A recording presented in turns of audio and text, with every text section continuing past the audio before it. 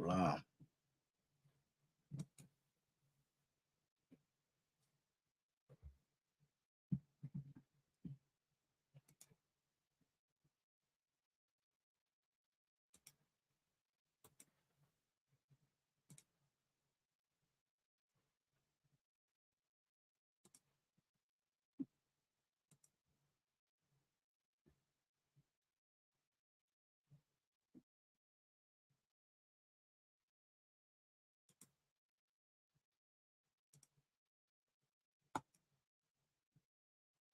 Yeah, assalamu alaikum. This is Brother Clifton Raheem Bradley of the Underground Railroad Podcast, and I'm waiting on my guest to come on. You know what? Big news happened. Big news happened. What happened is I am in the United States, Chicago, Illinois, and what happened is Joe Biden. First of all, there's a presidential race that is going on in the United States of America in year 2024. And what happened is Joe Biden, who is the Democratic nominee, decided to drop out of the race. And the thing is very interesting. And you know what? That's very humbling of him to do that because you know what? A lot of people, not all people, a lot of people felt that he could not beat former President Donald Trump. A lot of people felt that way.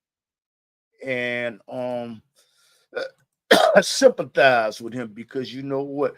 A lot of people talked about his age. And the thing is, as we get older, the average person is going to lose their faculties. The average person. And I'm not saying that he's lost his faculties. I'm saying he's lost it partially.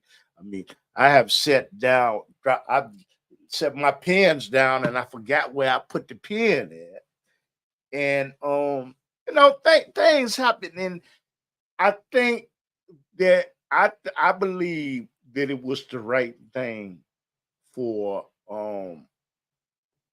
current President Biden in year 2024. I think that it was he should be applauded for what he did for dropping out the race because it's got to be somewhat hurtful to know that you was president of the United States.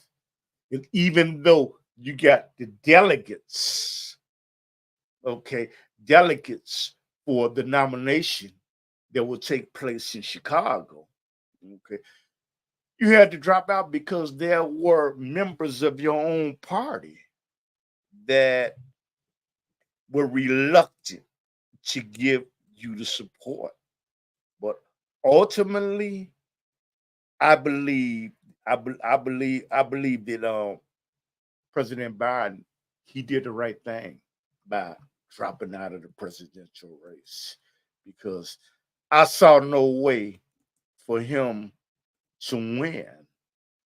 In my opinion, I saw no way for him to win to become retain being president of the United States of America. You know what? Because I believe that if you're running for president, okay, it's okay for me to forget. Okay, I forget. Okay, but you have a awesome task when you are president of the United States of America, and I believe that you have to be sharp mentally, and you have to be keen. And by no means am I putting down President Joe Biden. That's the current news. He has dropped out of the race, and it is assumed that Kamala Harris, who is the vice president of the United States, she will take the lawful position of becoming the president I mean, running for president of the United States of America. And it's awesome. It is awesome. That's all I can really say. But I have a guest that I am waiting on, and you know what? Excuse me, I am so used to being on time, and sometimes I guess people are not people people are not going to prioritize their time like you gonna prioritize your time. They're not gonna do that. And you know what? I have come to expect that, and I have come to understand. And but with all due respect, people have a right. People have a right to do what they want. People have a right to do what they want to do. And who knows? Individual may be experiencing technical difficulty because you know what? I've done these broadcasts and I have experienced technical difficulty. And it was like no matter what I did, things just did not work out. It didn't work out. Okay. But what the topics were gonna be is because his internet could have went out. Her internet could have went out. Okay. So I guess we can't be to be judgmental because people get sick, but there are a group of people out there that do not prioritize the time because you know what? It's not their baby. And if it was their baby, what I mean by their baby, if it was their project, they would be way ahead of time. But you know what? Sir, it's in what at least the Quran say you plan, but Allah plans and Allah knows what the best planet is.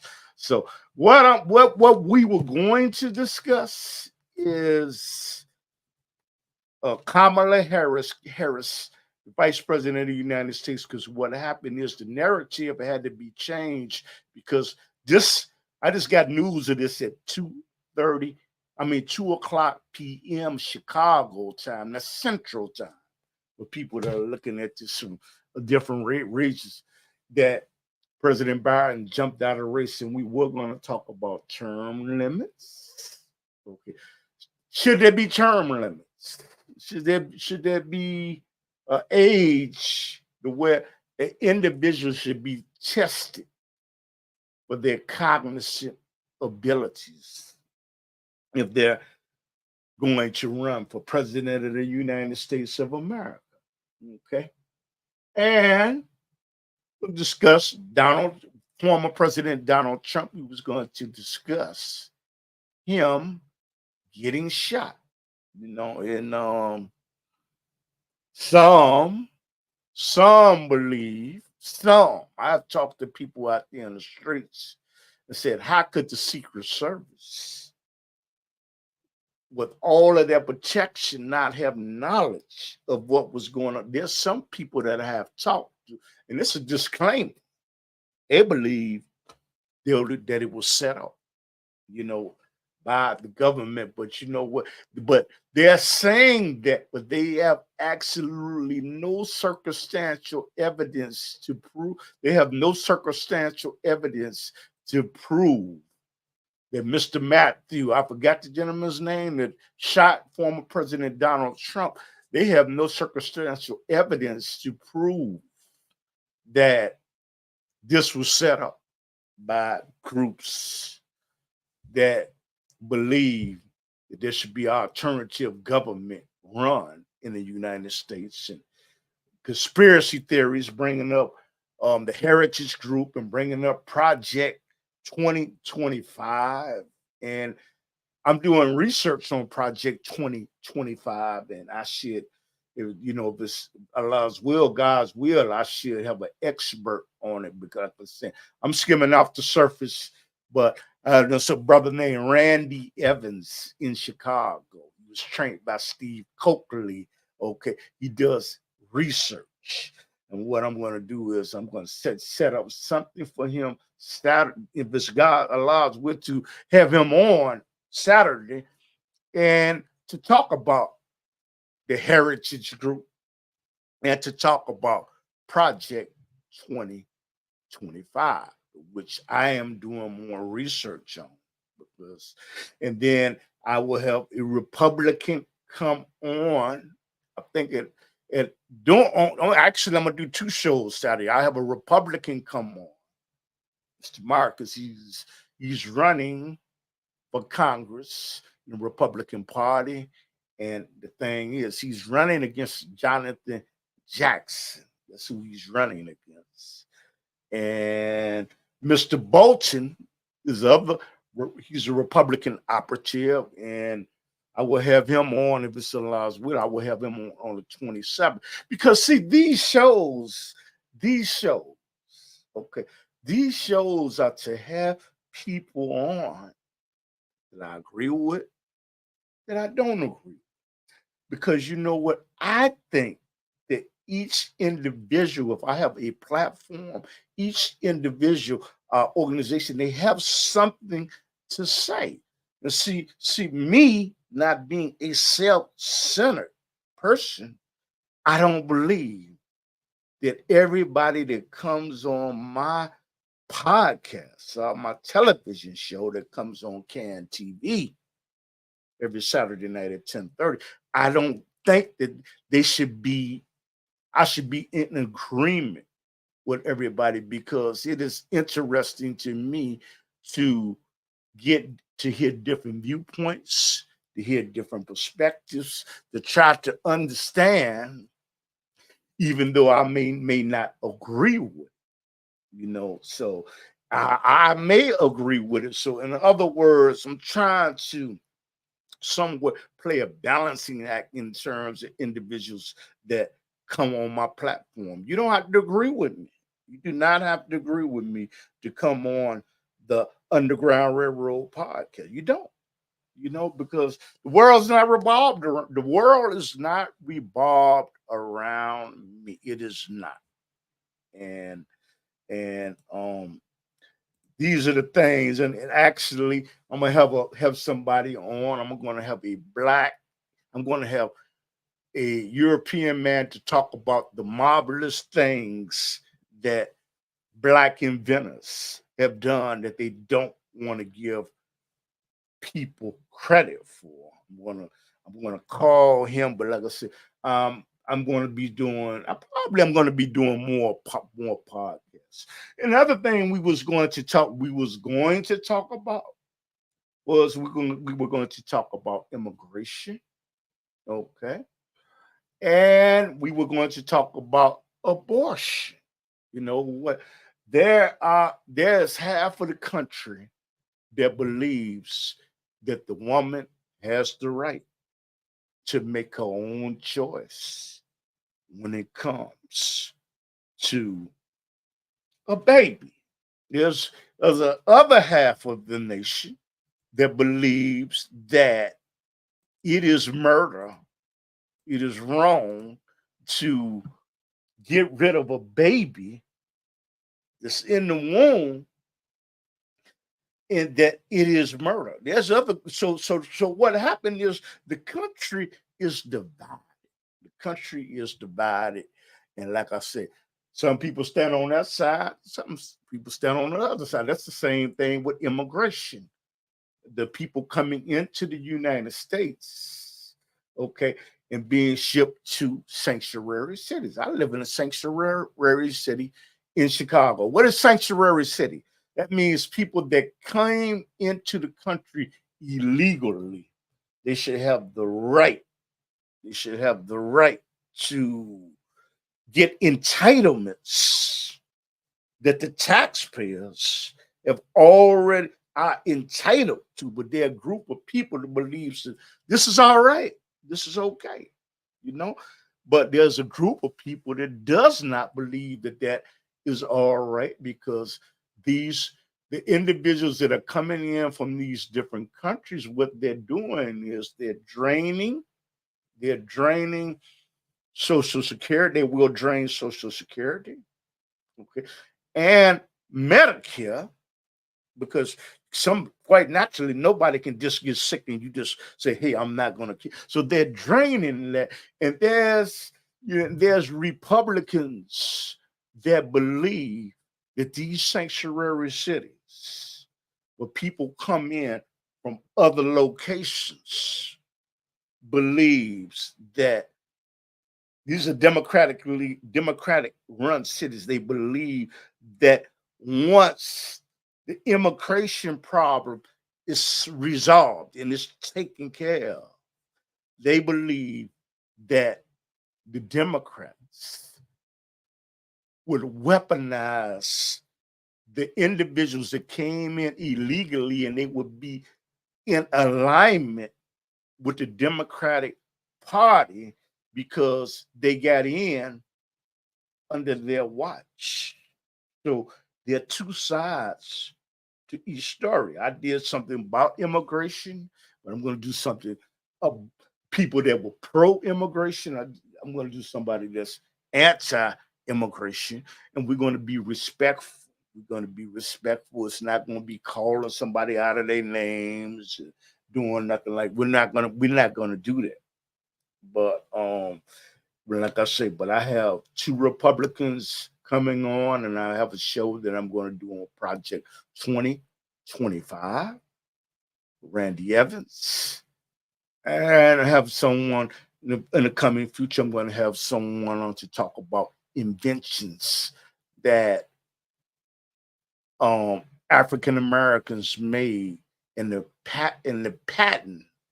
Okay, was not stolen. So sometimes people trick you out of things or offer you some money, and you know what, and that person makes millions. Okay. And there's patents that black people did not get credit for. It's like that's like the traffic light. I didn't know the traffic light that it was actually a black man a black man, or African American that came up with that concept. I was not aware of that. Okay. And these are the type of issues. And I want to apologize to individuals that are looking and they were looking for a guest to come on. But like I say, things happen. Sometimes people do not prioritize their time like you prioritize your time. And you know what? That's their right. That's their right. But like I said, that's the breaking news. That is the breaking news on the date 7/21, um, 2024, that Joe Biden dropped out of the race, the presidential race. He dropped out, okay, in which I think that he should have dropped out a long time ago. I don't think he should have ran. Okay, but I'm going to stop that because I'm going to be respectful of him. But there were things that he did that I didn't agree with. There were things that he did that I do agree with. It's like each candidate, Trump and when President Joe Biden. First of all, there's no perfect candidate. There's yeah, hold on. Assalamu alaikum. Hold on for 1 second, brother. Hold on for 1 second, okay? That is my guess. I'm just waiting for you to hit the link, my brother. I'm waiting on you to hit the link, brother. I sent the link to you. Yeah, I'm on the link. It's open. What link do I have to hit? Okay, it's at the very top. It's at the very top. At the very top. This website link. I was sending it to you again. You want me to send it to you again? Yeah, because I'm on it right now. The StreamYard. Okay. I'm going to send it to you again. Okay. Okay. That's what I'm going to do. And I'm talking to my guest right now, and I'm sending it to your Gmail account. Okay. Okay. Okay. Your Gmail account, and I will send it again. It's at the very top. Okay, I'm here. Okay. All right. Okay. All right. So, you know what? So that is my guess, because like I said, there are things that happen technically that sometimes it's just out of our control. It is. So you know what? But like I said, subhanAllah to Allah, as a believer, I believe I'm not gonna say yeah, I believe that you know what we plan, but God Allah plans, and Allah is the best planner of all. So whatever the creator wants, but like I said, it's up to you to put in the effort. It's up to you. It's up to you to put in the effort. So I was talking to a young lady. We do a television show, and she said, "What I'm going to do is I'm going to come to Can Television. I'm going to have a million people looking." And I said, and I looked at her, and you know what? I felt like when people really, really talk like that, they're doing it out of vanity. They're doing it out of vanity. And you know what? All praises to the Allah. And I looked at her and I said, all praises to the Allah. You put forth the work and you put forth the effort, you will get what God Allah has I'm searching for a right word, has allotted for you to get. So for me, if it's one person that look at this broadcast and get something good out of it, you know what? That's sufficient for me. That is sufficient for me.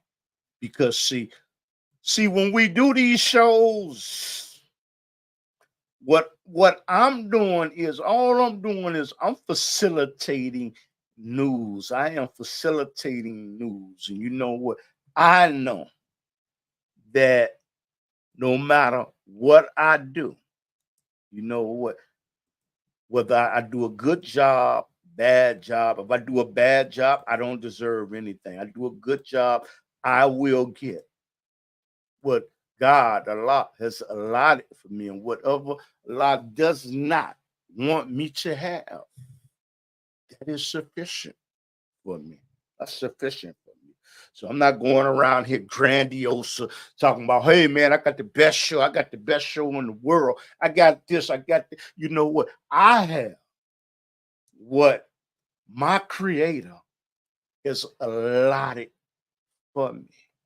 And you know what? Whether there's a million people looking or whether there's one person looking. But I'm trying to disseminate. See, the thing is, we can disseminate this information. The guest is there.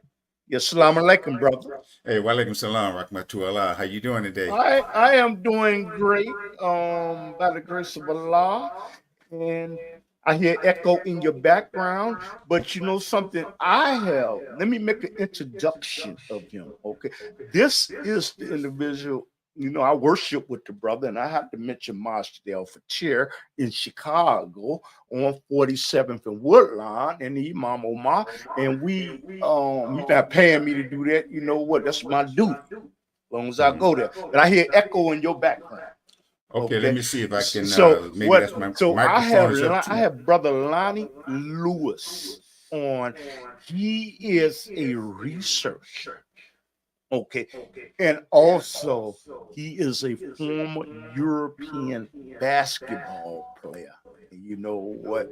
And we often engage in conversation, and it's quite challenging. I mean, I look at myself, I can scratch the surface, but he has the ability to go way underground. So brother, how you doing, brother? I'm good. I'm trying to figure out. Is the echo? You think it's my microphone is up too high? Let me see if I can adjust. No, I can hear you. I hear you. I don't know what it is. Well, but I hear you. I hear myself in your background. Okay, So, cool. Let but me but let me we'll check we'll out. we'll do the best that we can. But brother, Okay, cool. I But let want to me thank. Huh? Let me see if I can get the echo. I'm gonna put the echo Oh, on. okay, Okay, okay. Now it's good. is it It's better good. now? Yes. And you know what, brother? I want to, thank you for accepting the invitation to come on Underground Railroad podcast. And brother, like I say, he is a researcher and also he is a former. He is a former European player. What was the name of the team, if you don't mind me asking? I played for several different teams in Europe. I started off in Austria, then I went to France, then I went to Turkey, then Italy, then Spain, et cetera, et cetera. I Mhm. lived in Europe 26 years. I played 20 years as a professional, 3 years helping a friend build his team up. So he asked me to help him how to win. I retired in 2000, but paid 3 more years, like I said, helping a friend. Yes. But my education and my research came in Europe, different universities, museums, Hmm. and my travels throughout Europe was what has enlightened me. That's what Hmm. gave me my education and my, um, I would say, intellectual background, and also my ability to research because I have a Yes. quest for knowledge. Yes. And you know what? This is why I love, share this with the listening audience. This is why I love talking to someone that has more knowledge with me and trying to extract for myself and to share with my listening audience, whether it's one or thousands, but I only give what Allah has allotted for me, and that's sufficient for me. Because all this is material deception. But brother, the news, the headlines in the news, headlines that President Biden has decided to drop out of the presidential race for president of the United States in year 2024, 721, 24. And what was your initial reaction when you heard this? Did you think it was the right thing for him to do? Do you think it was wrong thing that the Democratic Party was operating behind his back to overthrow? If you can expand on it, I really would appreciate it. Well, I mean, I think it was the right thing. I mean, look in 4 years, you've seen the cognitive mental decline of a Mhm, man who's supposed to be quote unquote the leader of the free world.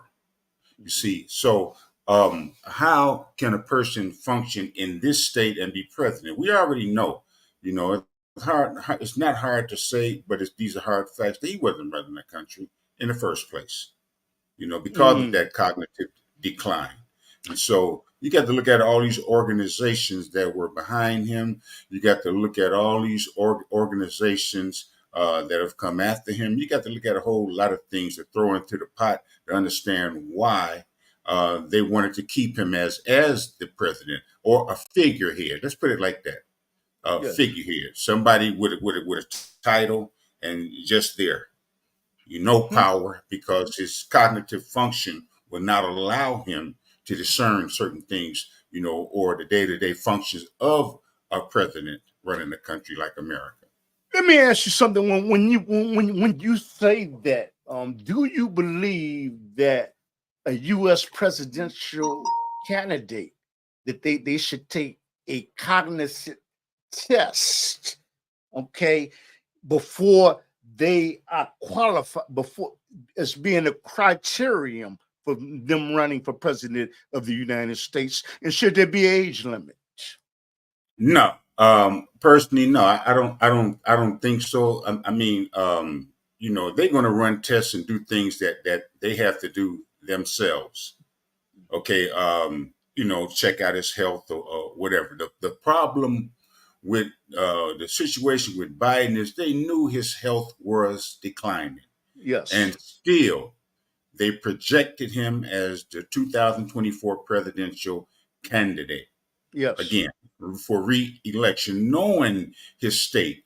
So that tells you the actual state of the country. Hmm. It tells you who's running the country and the things that are going on behind the scenes that are hidden by the American media, both electronic and print, and their allies in Europe. They get what they want to get across, and they hide and conceal other things. Mm-hmm. And so, actually, no, I don't. Getting back to your question, no, I don't. I don't think there should be a cognitive function test of the president, because you look at China, you look at Russia, you look at certain countries in Africa, you look at certain countries in Central and South America, etc., who have leaders who are 75, who've had, if they don't have them today, Yes. leaders and presidents who were 75, 80, 85 years old, but functioning, didn't have mental decline. Okay, not as in the case of Biden. You look at, I mean, it's sad. Why would you want somebody in that state of mind to actually run for president when he really don't know where he's at? My favorite line is I got it from Mm-hmm. a album from Gil Scott Heron. When he's talking about Ronald Reagan, he said the only thing holding them together is Grecian Formula 16 and crazy glue. And so you got But to you know, look I at it have like to. You know what, though, brother? Something I do have to say. By no means am I putting him down, because you know what? As we reach a certain age, we that. start to lose. The average person starts to lose their cognizant ability. So I'm not laughing. I want people to know Mhm. I'm not laughing. I don't think it's funny or anything. But this is it even says in the Bible, once a man, twice a baby. Okay. That's right. So That's you know right. what? This is what the Bible says. You know, I don't Yeah, know what the once a man, Quran twice a says. child. Yep. But see, the thing is, the average person who has cognitive decline or whatever is not running the country. That's true. You That's see, true. that's the difference. When you have a leader, this man has to be functioning. I mean, you got aides, you got different type of political staff or whatever, your White House staff that help you along with certain things you may not understand or have difficulty, comprehending or whatever. That's their job. But when you have a cognitive decline, when you see it in action, I mean, you on stage, you're shaking hands with the invisible man, you're Yeah. walking off in the wrong direction. You have to have somebody to help you off the stage because you don't know where you at. You Yes. can't run a country under that state. And it's not a critique, and it's not what can I say? It's not a thing where we are against him on a personal basis. No, it's Yes. not that.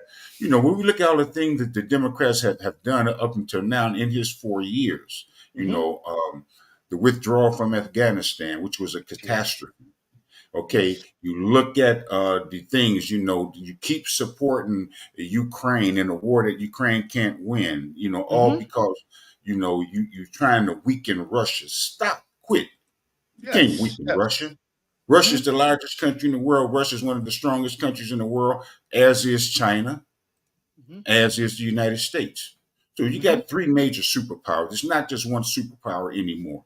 And Mm-hmm. so those of us who think that we are this and we are that, when you look at the organization you was telling me about, this organization Yeah. 2025, Yes. The let me Heritage Group. Yeah. yeah, you got the Heritage Institute, you got the Hudson Foundation, the Rand Corporation, American Israeli Public Affairs Committee, APAC. Mm-hmm. They control our politicians. You know, Excuse me. You have something in the chat room. I got two questions I'm going to read. One is, will she lose? I assume the sister's talking about Kamala Harris. If you want to address that. yeah, I mean, come on, you it's not a hard subject. You have incompetent people that's running the government. Mm-hmm. Incompetent. You Mm-hmm. know, what has Kamala Harris done significantly? Mm-hmm. Nothing. She goes to different places. She make as much gaffes as Biden do. She was talking about something one time. She repeated the same word almost 20 times. Mm-hmm. And she hasn't made any significant impact anywhere. So putting her as quote unquote another figurehead, to help the Democratic Party, it's not going to work. People are not going to vote for her. The Mhm. only person who's going to vote for her or Biden, if he was running, are entrenched, hardened Democrats that have, we were flipped over from the Republican Party. Liberals, I Just get add it. Jesse Jackson to the mix. Mhm. We started voting Democrat. And so after that, what have we got? What has she got to show? What has she done significant? She has made no impact as a vice president whatsoever. Has done Mhm. nothing significant for nothing, for nobody. So, in other words, are you saying that she knew that President Joe Biden was in that condition, and she stayed in an automobile and knew that he was driving towards a wall, and she didn't say a word? Is that what you're saying? We can say that, yeah. Okay. Or we can say she was a willing participant in the getaway car.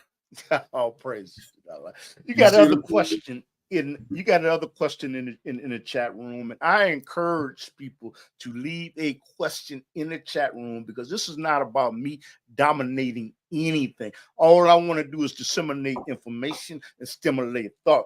It's from the Joyful Soul Truth and Conversation. That's my co-host on the other show that I do. He said, do you think Joe Biden supporters will support Harris, the vice president?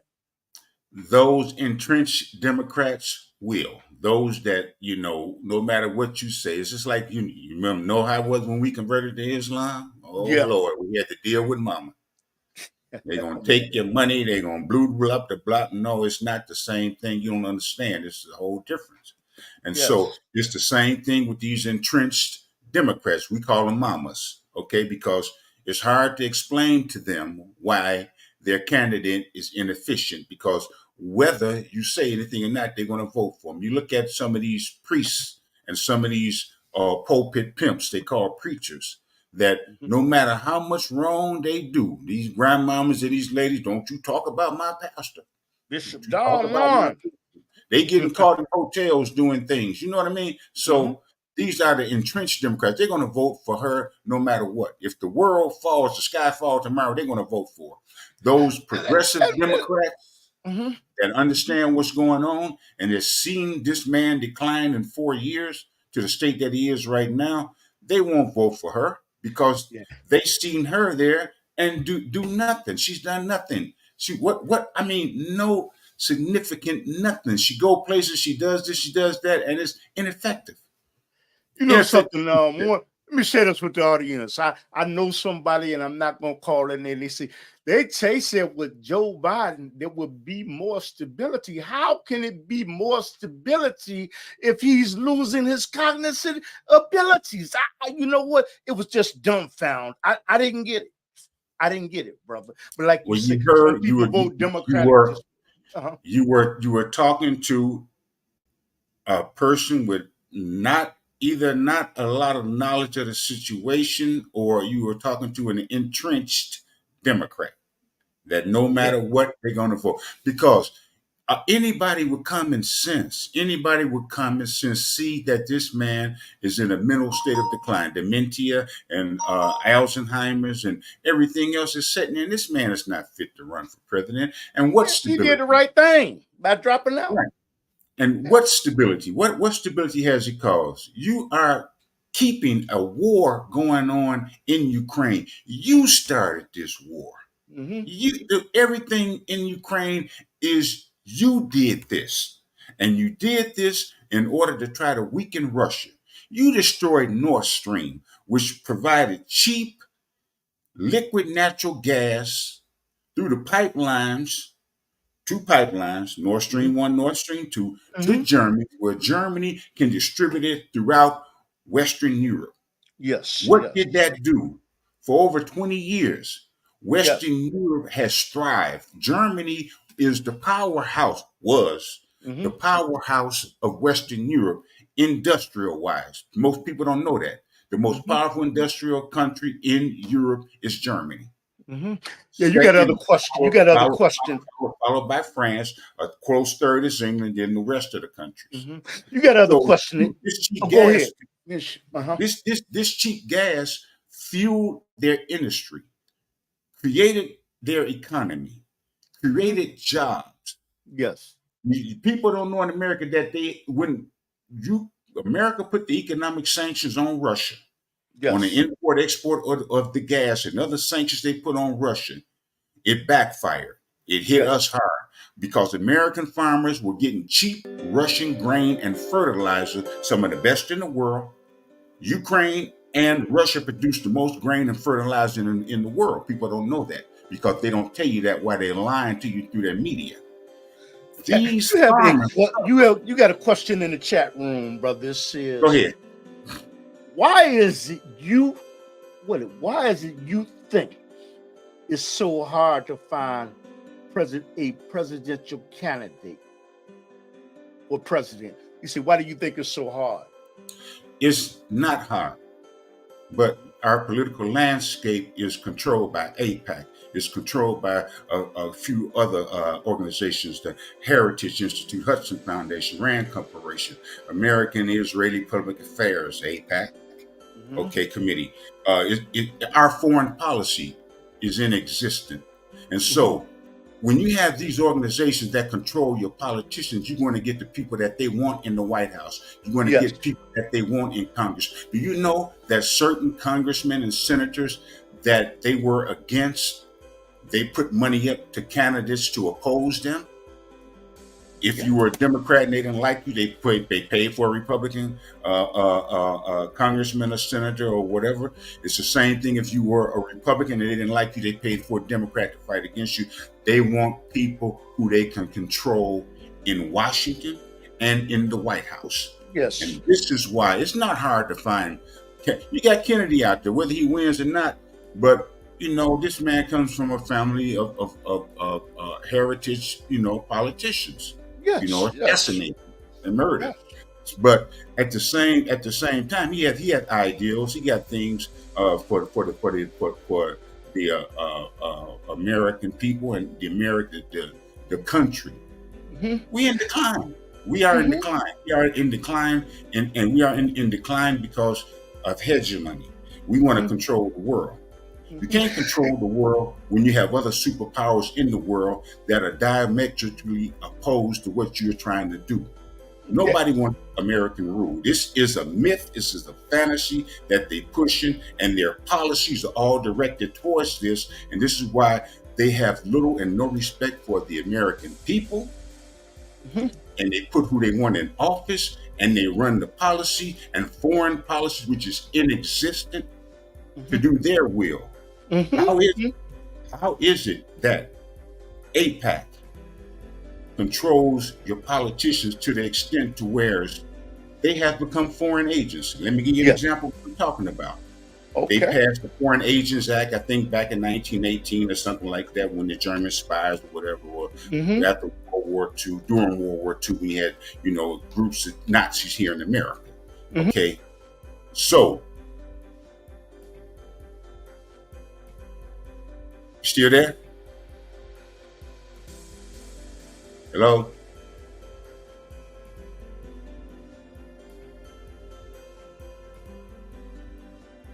Hello?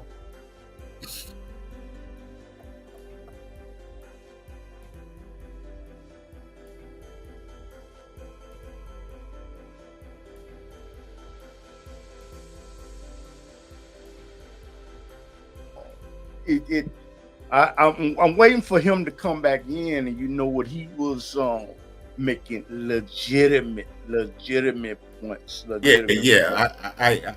I You reset you it. I don't said the know word. what. No, you said, you know what, man? They have a computer called Echelon, and when you say keywords, you said APAC, and you know Mhm. what it.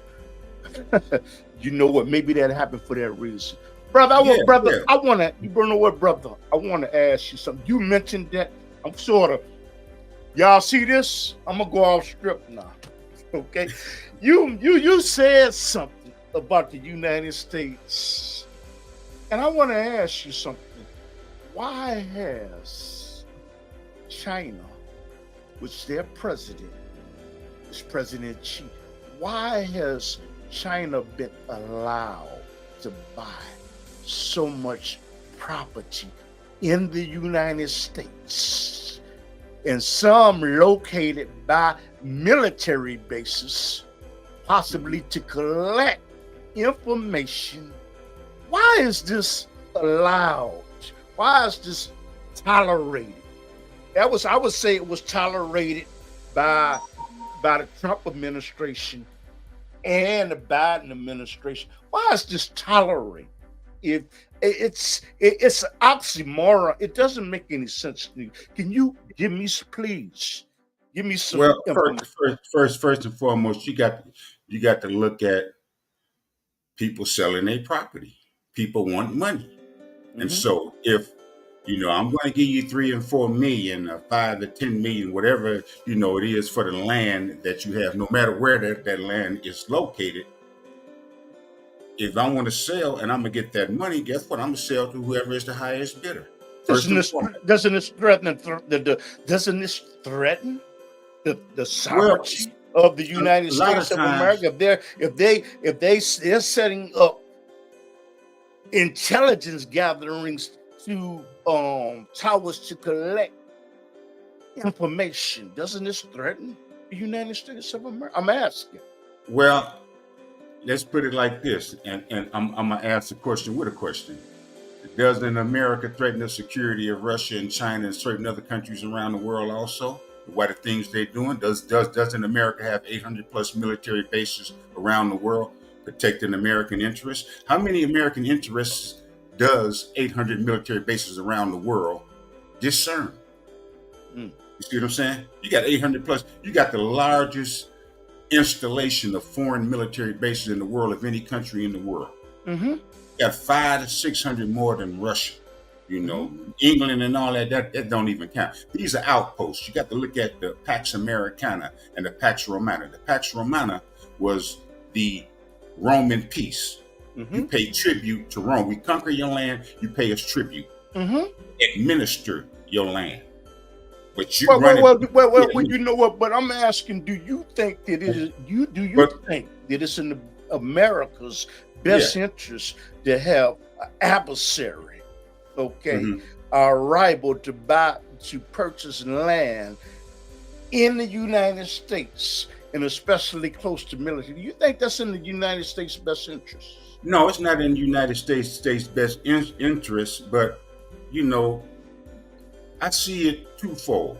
First and foremost, the first thing is me personally, spying and all of that. I can't say, this is what the American government is saying. They are close to these bases, so they can spy on them. But when I look at it, and when I look at what this country has done around the world, America is spying on everybody. The CIA, listen, most Americans don't know this. You got a spy base in Cyprus, the island of Cyprus. I thought you were talking about the NSA. I'm sorry. Go ahead, brother. There you go. So I got confused. That's the largest spy installation in the world. They can spy, man. They control the satellites and everything from that installation in Nicosia, Cyprus. Okay, so you spying on the whole world. And now you're talking about people close to you. This is. I understand what you're saying, and I understand about America's security and this and that. But then I ask the questions. You want to destroy Russia. You've been trying to destroy Russia since 1945 at the end of the Second World War. Yes. You got spies. You got everything worldwide. Yes. And now you weary, quote unquote, because they set up close to your military base. You got spy installations all around the world, in Hong Kong and everywhere. Not in Hong Kong, excuse me, Taiwan and all this and all that. My thing is, if you want security, you got to practice security. You got to do unto others what they do unto you. But that is not the American security apparatus's goal. You see, when your goal is excuse me for 1 second. If you are enjoying this broadcast, please press the like button or the thumbs up, because it helps with the algorithms so other people can enjoy this broadcast and get information just like you're getting right now and share it on your social media network. Go ahead, brother. Yeah, and you have another organization, which this is from one of the guys in the what's this the 2025 project, whatever they want to call it. Yes. Let me run down to you what they say, and Yes. this is an offshoot of that organization. It's called America First Project, whatever it is. This is a mission statement. AFPI exists to advance policies that put the American people first.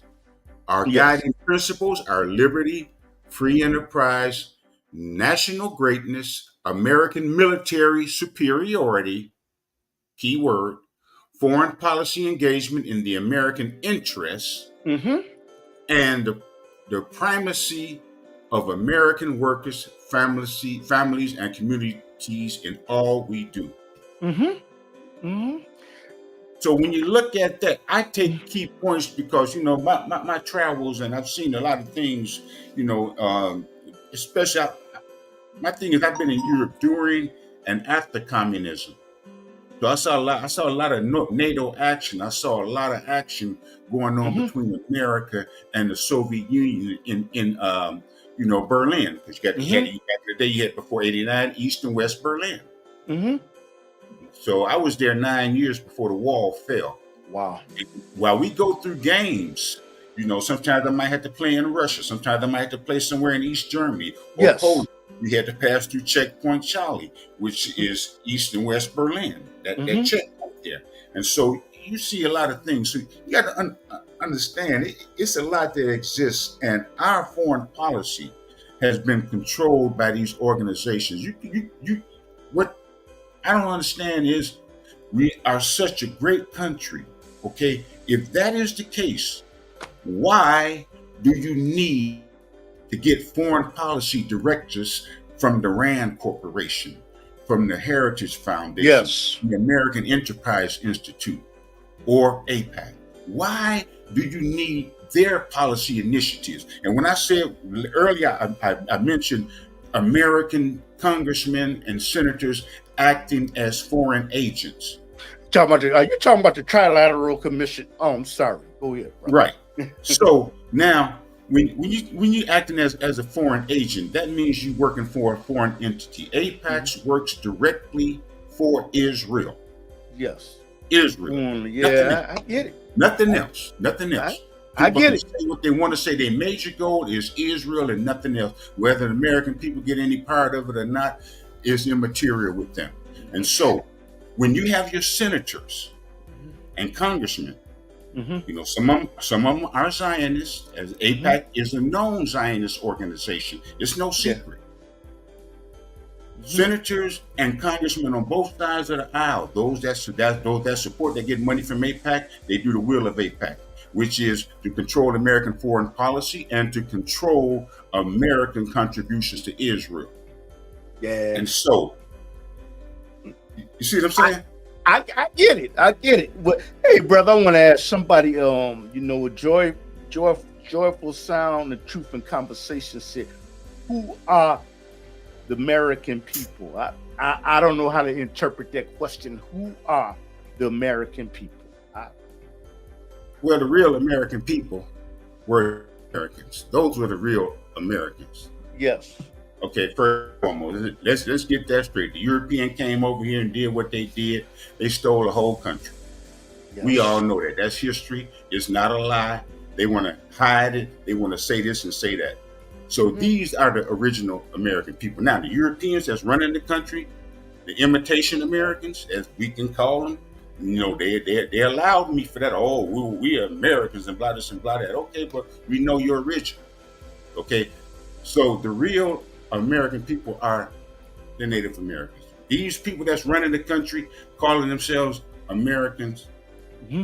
Come on, what have they done? What have they done? The founding principles of this country has not been respected. what they quote unquote, the Benjamin Franklins and the Jeffersons and all the Washingtons and all the people that made the Constitution and everything else. No, none of that has been respected. Because if it was, each and every American citizen would have the rights and privileges of the American citizens. It wouldn't be divided by race or religion. Now, you got a question in the chat room. He said, you say Project 225 is putting American people first? I don't know if you said that. You said you said that. So can you expand on that? Yes, sir. That's no. That's part of the scheme. Okay. Quote unquote, because when I hear, MAGA, make America great again, I laugh. And the reason that I laugh is because when did America stop being great? First and foremost. When did it stop being great? Yes, sir.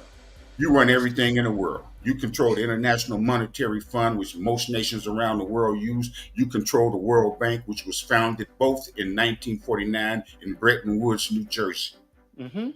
Okay. Now, so when did America stop being great? Yeah. You see what I'm saying? First and foremost. Lastly, when they say putting the American people first, who put the American people behind? Yeah. Who did it? Yeah. I get so it. What organizations, what people are behind the decline in America's quote unquote greatness? Yes. That's what you got to look at. I'd ask you something, brother. I want to go to former President Donald Trump. What was your reaction if you saw the video of him getting shot? Some people, now I'm talking to people on the streets. Okay. I have no evidence whatsoever to prove this. They're saying that may have been fake.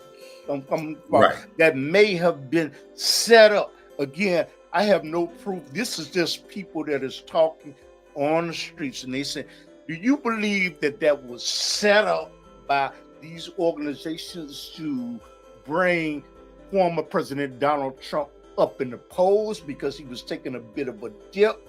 Or do you believe that it actually happened? Do you believe that bullet, he took one for the team and it was planned and orchestrated? First of all, I have no evidence to prove that. I'm just saying. Right. And I don't have no evidence to prove anything contrary to that. But my thing is this: the bullet hole didn't lie.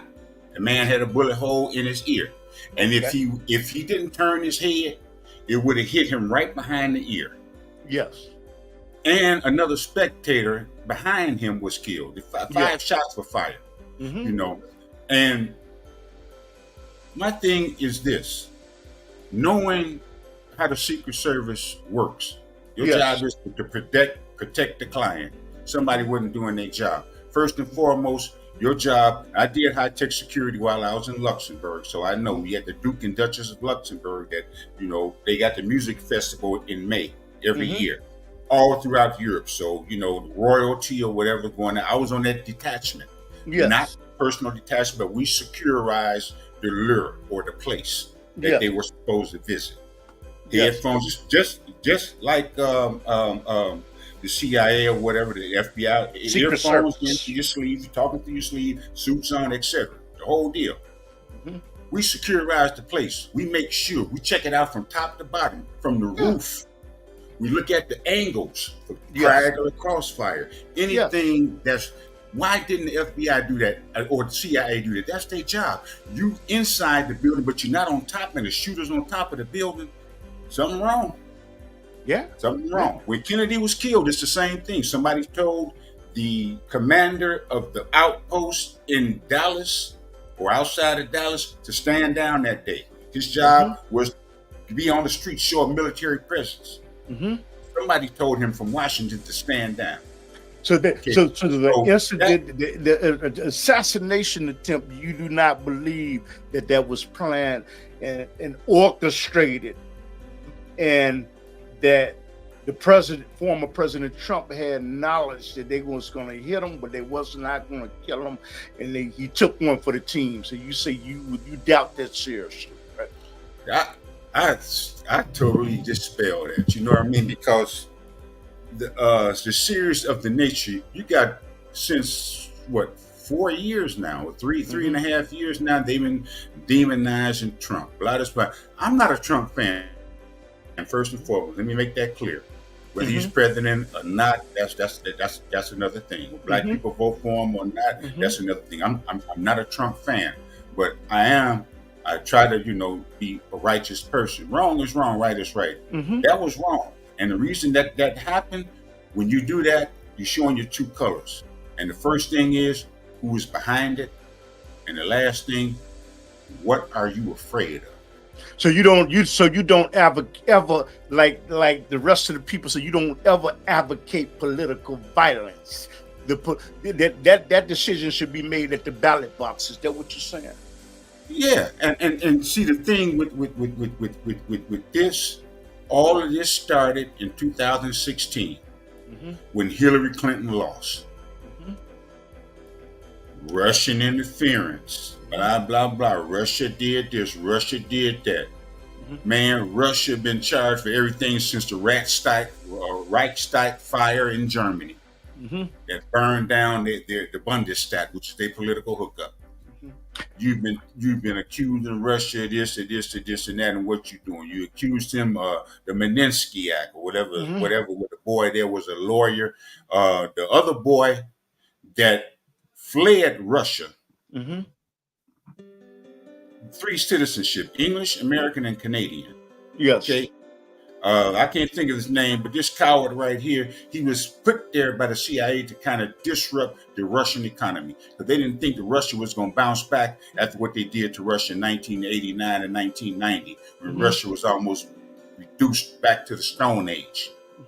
Okay. And so these people have been trying to demonize Russia this, Russia that, but then when you look around the world and you see what we've been doing, it's not a parallel. It's not even a parallel. Same thing with China, because you fear an economically strong nation that can be in competition with you. You've ran the world since 1945 when you became powerful and in prominence in the world, because every other country in the world was weak besides you and Russia. The only country that back after World War II. Oh, you know what? And it eluded me, and I was going to ask you this, because I went off script, because I was very interesting about President Joe Biden dropping out of the race. I asked you about China buying land in the United States of America, okay, which they're following the law, but they're buying land near military bases to collect information, okay? But I'd like to ask you, being an American citizen, does this bother you that the Soviet Union now has ships that are docked in Cuba, and China has a nuclear submarine in Cuba, which is 60 miles from Florida? Does that bother you? No. And the reason and the reason why it doesn't bother me, first of all, I'm not ex-military, and I have a profound respect for the American military servicemen, those that were doing their job, not the ones that was doing the dirt. But at the same time, everything you've done to Cuba since 1960, you still starving the people in Cuba for what? Cuba ain't did nothing to you, nothing. Yes. And so Cuba has friends. Russia has been a friend of Cuba. Russia has been a friend of countries in Africa that fought for their independence. Russia and China fed these brothers and sisters fighting for their independence in Africa, while America supported apartheid. You understand? And so when you're talking about these military bases, you're talking about Cuba, you got an illegal military base. You have leased the base from Cuba. It's supposed that lease supposed to have expired in 1999, and you have to renew that lease. Yes. Guantanamo Bay is Cuba. It was leased as a military or naval station for you to repair your ships, refuel your ships, etc. You turned it into a damn prison camp. So you're saying it is justified because they are allies. Is that what you're saying? Yes, America. Look, and it's not see the fearful. You know, we get back to the fear factor. What are you afraid of? You are afraid of what you've done to others will come home to roost to you. That's what you're afraid of. You got U.S. military personnel right now, 2 generals in Ukraine, Yes. but you're not party to the conflict. NATO is America's foreign legion, just like the French foreign legion. Yes. Come on, plan. Yes. And so when you talk about, you bring all this fear factor, you bring all this Mhm. I'm listening to you. His thinking. you have a military base right now. I think it's Tower 17 or Tower 19 in Jordan. You illegally right now in Syria. You're stealing these people oil and you training. You are training terrorists. Mhm. So what you talking about?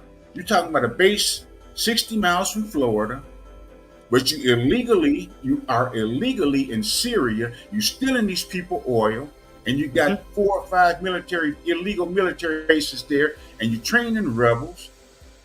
And you got the nerve to talk about somebody 60 miles away from you that's not doing nothing, haven't done. Cuba ain't did nothing to America. Yeah. Never.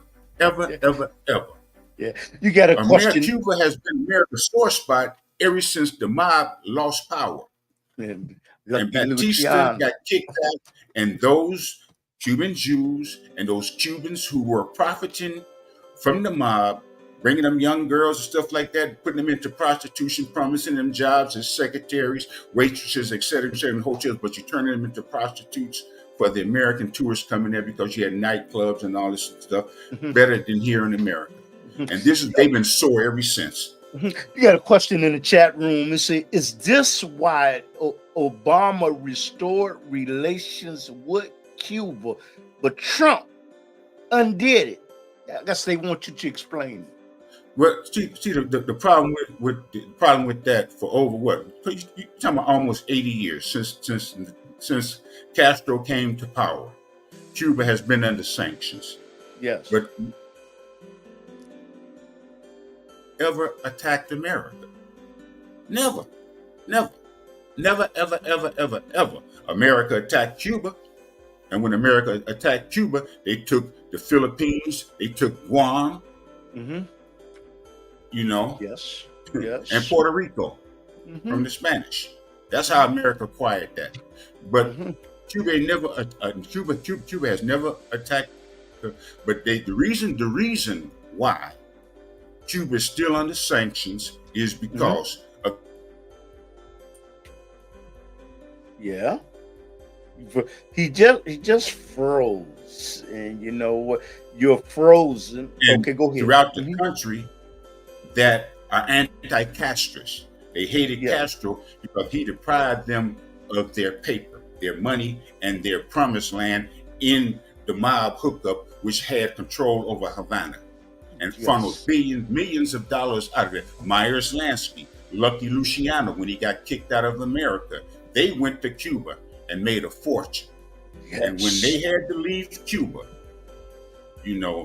oh my goodness, all the people that had to leave Cuba, all those people that was making money with the mob, that had turned their people out, that had wronged their people, that have stolen from their people, they had to go to.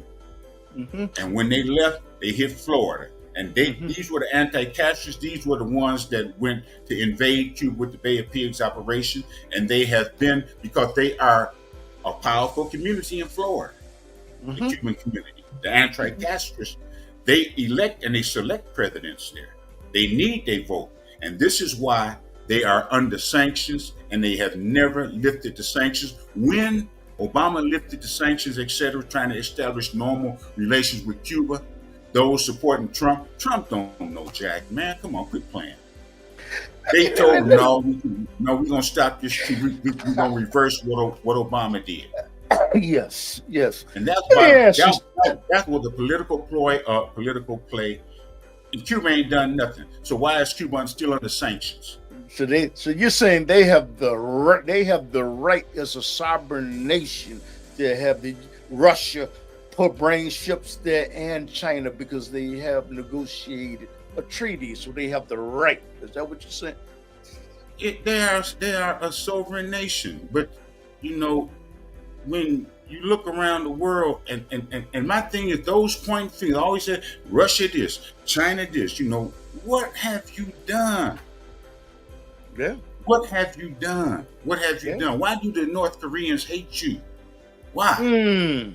If North Korea didn't have a nuclear bomb, did you know that North Korea would be, at once it was all Korea, it was one Korea.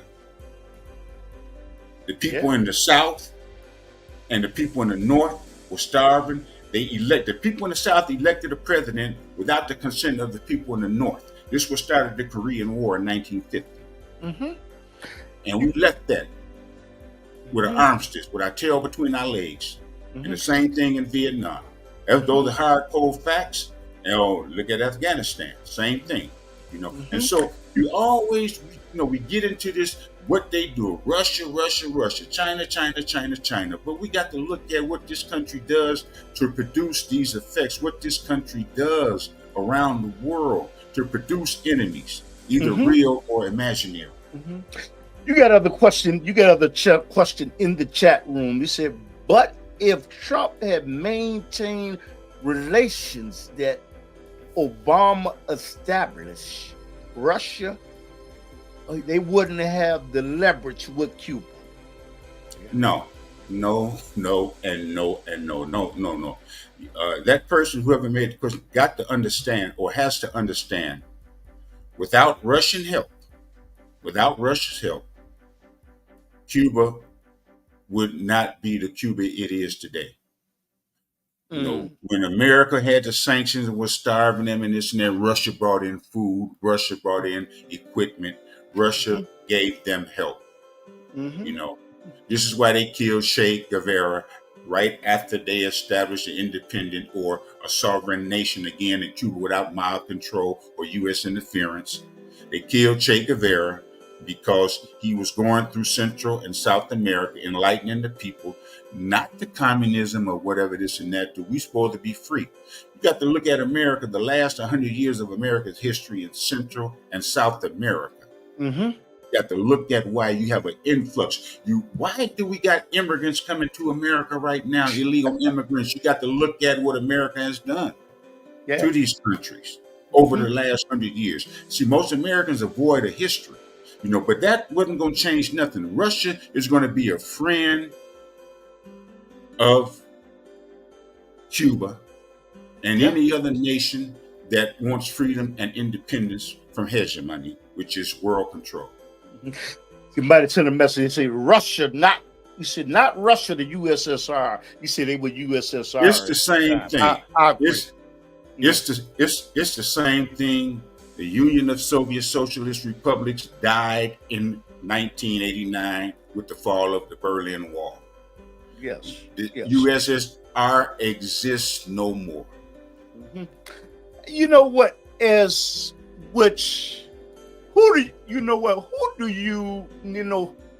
of all, we shouldn't be talking about fortune.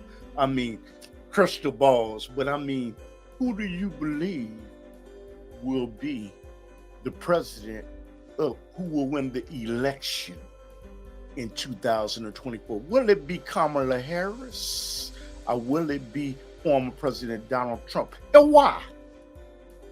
It'll be former President Donald Trump. Kamala Harris is incompetent to run as the president. Just look at her body of work as the vice president. Please. She was a splendid lawyer before that, though, wasn't it? But you're not talking about it. Yeah, in L.A. County, I believe, or something like that, prosecuting black people. Now she's a friend of black people. So, she done flipped the leaf. But Trump is on an upward surge. That assassination attempt only made him sore, simple. Yeah.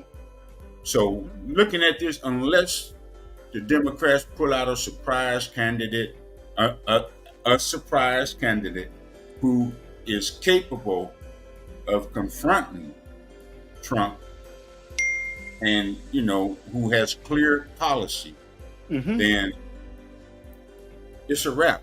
Trump is going to win. Simple. They I can do what concur. they want to do. Trump is going to win, man.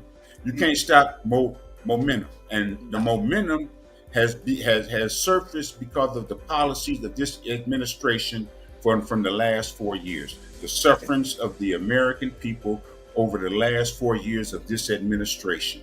You see what I'm saying? The wars and endless skirmishes and every other thing, the tension with Taiwan, with Pelosi and all these other people going here and there. Mhm. What people don't know, they stroking tensions in Georgia, the country Georgia, right outside of Russia. Yes. Their president is a Yes. French female, French Jewish person. That's the president. I get it. Okay, now they stroking tensions in there because they passed a law saying that they want to know the funds coming from these American NGOs that are supporting people against the government or against certain policies of the government. You see, American NGOs, non-government organizations, which millions of them, I would say, not really millions, but 40 or 50 different organizations around the world, in different Yes. countries around the world. See, I pay you. And so now I want you to protest against a certain policy your country is doing that I don't like. Yes. It's beneficial to your country, but I don't like because it stops me from controlling your country. You see what I'm saying? I understand. And brother, what's funny is you live. It's not funny. You live in Chicago, okay? And it is. I'm going to talk about immigration. It is a sanctuary city. I have to ask you a question. Sanctuary means that the city is opened up to immigrants. It is opened up. It is classified where they will get the same. Ask you something about your mayor. Your mayor, Mayor Brandon, wants to impound buses that bring immigrants. But he said, but you're classified as a sanctuary city. Can you explain that to me? If you're classified as a sanctuary city, why would you be upset about them bringing people in? I want you to explain that to me.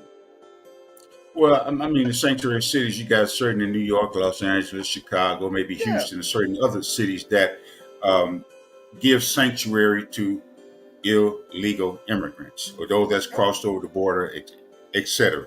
They became sanctuary cities because the governors of Texas, Arizona, different others in the Southwest in that area close to Texas began busing people from these areas, Florida, busing people from these areas, which in my opinion is illegal. How is it? Can I ask you a question? Now, I got to be critical. How is it illegal if you classify yourself as a sanctuary? It's like me opening up my door and say anybody could come in, and I get mad that you send them from the west side. My door is open. I'm trying to explain it to me. Well, Johnson, first of all, Johnson inherited a policy that wasn't his. Okay, so I get it. He got to deal with that. Just like when Biden got in the White House, when any president get in, they got to deal with what was left over, and hopefully they can switch it or turn it around. In this case, ain't nothing he can do because that's a government policy or it's a city policy to which they became a sanctuary city. But what I'm asking you is right. I ought to be, if I open up my door and say everybody is welcome, I'm a sanctuary city.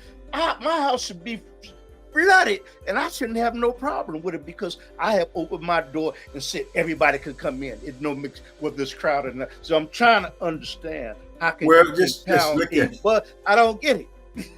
No, wait. You just look at America, Ellis Island, New York. They open their doors to the world, right? Yeah. Come on in, come on in, come on Yeah. in. We accept you, blah this and blah that. These sanctuary cities. I understand what you're saying, and that's correct. If I open up my door and say, cool, come on in, all right Everybody. then. But then now you are looking at certain policies in place, like people getting 9,000, some of them getting 9,000 for housing, et cetera, et cetera. And then you still see them out on the street begging.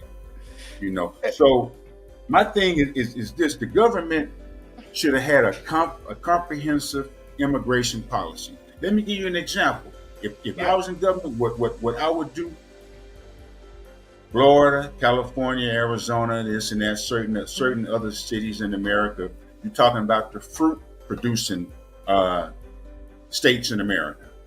Mm-hmm. They wouldn't function without these illegal or without immigration, because they are the fruit pickers. You won't see not many. You may find a few white Americans out there picking fruit, harvesting almonds in California, whatever. These are the Hispanic. They're domestic helpers right now. The majority of them are Hispanic. I saw a film about 4 years ago. It was called A Day Without a Mexican. I don't know if you ever saw it. No, I've never All seen the Mexicans in America disappeared. Mm-hmm. The fruit growers were pulling out their hair. Oh my God, we got to get out there. I can't do this. For the simple reason that the work that you don't do, these people do. Now, a comprehensive reform program and policy would be this: you allow them to come in and work. You give them an ID card. You allow them to come in and work. After the end of that season, they have to go back home. Yeah. Next season, they can come back. But see, the thought ain't in their mind for this.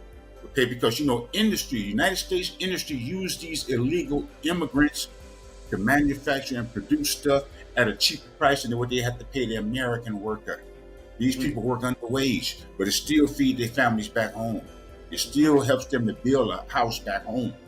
But the immigration policies of this nation is so munked up that, and say, for example, they come here, they have children, etc., whatever, they got a house here, etc. Okay, you pay your taxes, etc., your child go to school, etc. Okay, you give them a status, illegal working immigrant. Mm-hmm. Okay. Let me say something to the listener real quick. See, you cannot blame them for wanting to come to the United States, because the United States of America has done operations in certain regions of Central America, in that hemisphere, to cause destabilization. Okay, so you can't blame them, but there's a protocol. There's a protocol, and that's what I was. If I was over there, I would try to get there too.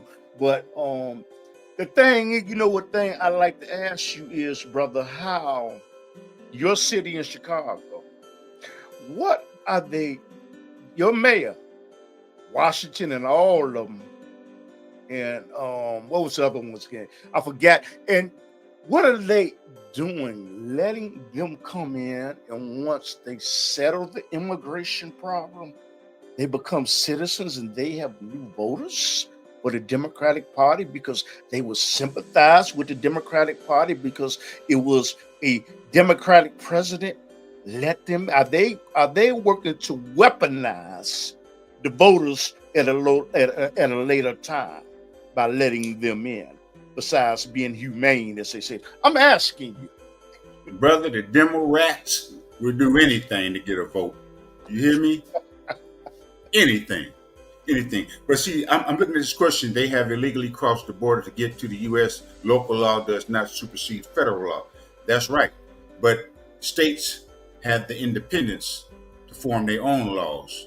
Mm-hmm. Okay. Also, they have the states in the United States have the independence to have their own laws, also local laws.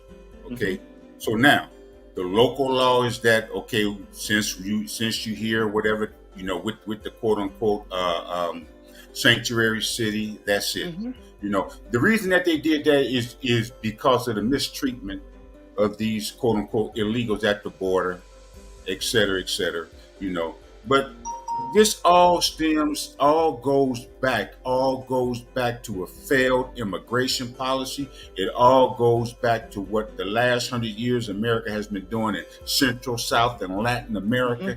And it all goes back to those that came here in the 70s and 80s that went back with the drug trade and created the violence that is now. These people are trying to escape violence. You got cartels running these cities, Sinaloa and different other cartels in Mexico. You got cartels. You got the M13, MS-13. Yeah, MS-13. You know, they all throughout the United States. Okay, they came from I forgot which country they come from. It wasn't Guatemala, but one of them countries. Venezuela, probably. Because it's crime rate. It's not Colombia. It's one of them countries in Central, Honduras or whatever. Them countries in Central America. That's where these people came from. You know, because these were dropping off destinations for the drugs before they reached the United States. You know, and so these people saw how to make a quick buck, because you got to realize the policies that America had against Central and South America, the assassination, the replacement of you said it's El Salvador. Brother said it's El Salvador. Okay. Yeah. And so this is why El Salvador too. That's right. This is why this and that's in Central America, not South. This is why you have the problems here.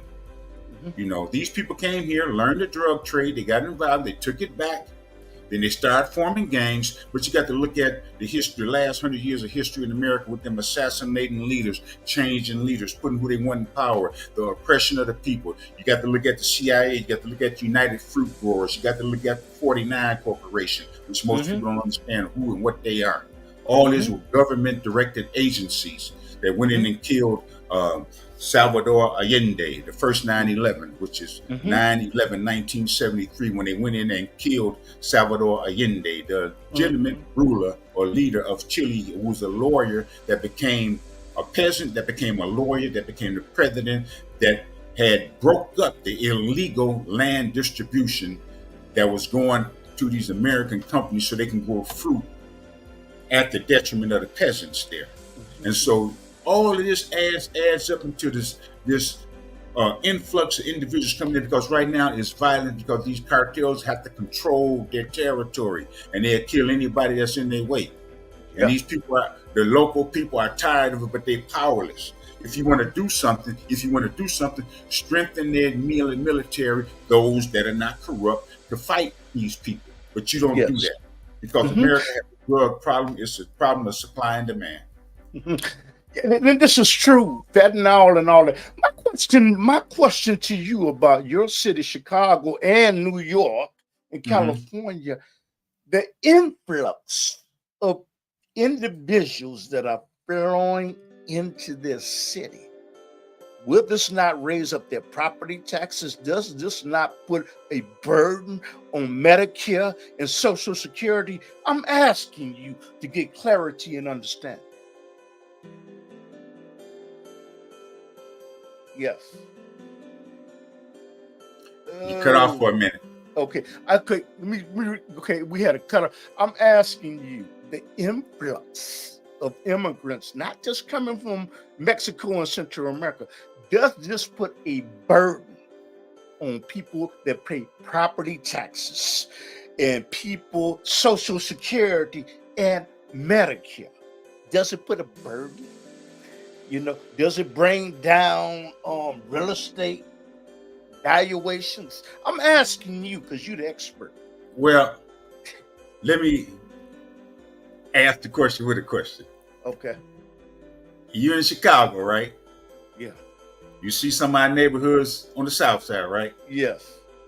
Now, when you drive through Little Village or one of the Hispanic neighborhoods in Chicago, yes. Do they look like ours? No. You see trash and rubbish and abandoned buildings and all that other garbage, burnt out buildings and stuff like that? No. You know the reason why? Because these people, they work hard. They Mhm. work hard, and they take care of the little what they got. They're gardeners and this and that, so they landscape and they keep their communities looking nice. Mhm. Ours go down because we don't take care of our communities. We Mhm. can't blame them for what's But going on in our communities. As far as property taxes and all that, look, they take care of their property. The majority of them take care of their property. mhm. Okay, so we don't have the same, we don't have our mentality here. And I've seen immigration. I was over there, and when Mhm. I was coming back in the 90s, Mhm. I seen Bosniaks, I seen Mhm. Croats. You got the Croatian village here in Chicago. You got Ukrainian village here in Chicago. The 90s is when the large influx was coming over because of the war in ex-Yugoslavia. Yeah. And the Let me reason I knew restate. that they were, yeah, Let me restructure my question. I'm right. saying, does it put extra money that has to be paid in Social Security and Medicare and property taxes because there are more people that are coming in, so therefore those property taxes are going to be used for services? Does that put a burden on the people that are here legally? Does that put a burden, economical burden on people? It puts an economic burden on everybody. Okay. Especially us that are here first, especially those in Chicago and certain cities. New York. LA, man, you got people almost sleeping, almost in Hollywood. Hmm. Where you got the famous walk with the stars and all that. You Hmm. got tent cities, man, right outside of LA, this and Yeah. that. You got the same thing here in Chicago. So it puts a burden on everybody. Everybody. It does. And the reason for that, and as I said, because we have no comprehensive immigration reform in Yeah. this country that's beneficial to them, to us, and to the nation. Hmm. And this is because you got people that got the power in their hands, but the right thought ain't in their minds to do what's right for everybody. You Hmm. made this a country that welcomes everybody, and now you want to shut off certain people because the majority of the American public don't know the inner workings or the dirt that this country or those in power have done over the last 100 years in Central and South America that has caused this. Hmm. You know, Let me ask you other question. Is it fair? Is it equitable for a immigrant to come into the United States and stay in a luxury hotel, and you have veterans that are sleeping up underneath bridges? Can you address that? I really would. Where was all no, of this capital that you mhm. have found for them, but you got veterans and other people sleeping up underneath bridges? Can you expand upon it? And I say that with all due respect. Yeah, no, I don't think anybody coming here should have more rights, services, or privileges than an American citizen, no matter what they, biological makeup is.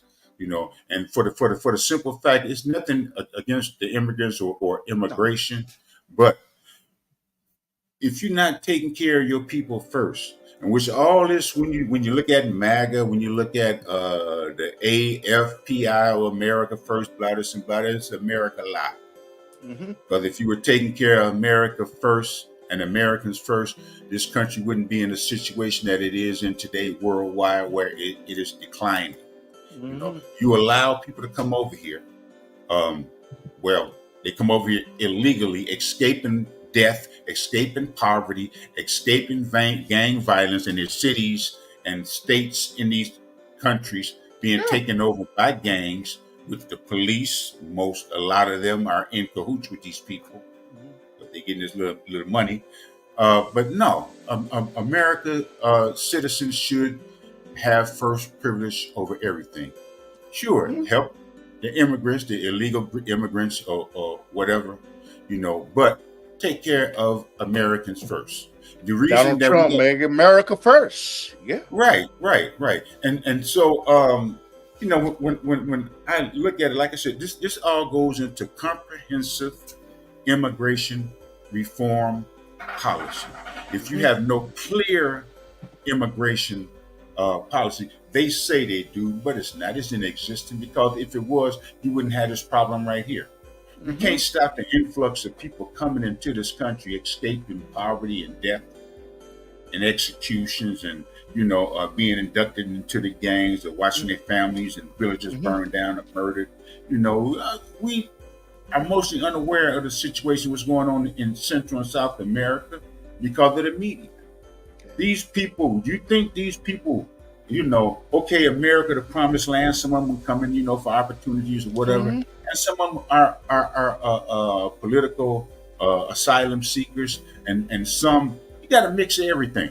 Mhm. Some criminals, Mhm. we've had a couple of cases in Chicago where they raped and robbed and killed women, mostly women, Yeah. carjackings or whatever, you know, um, it's a mess, man.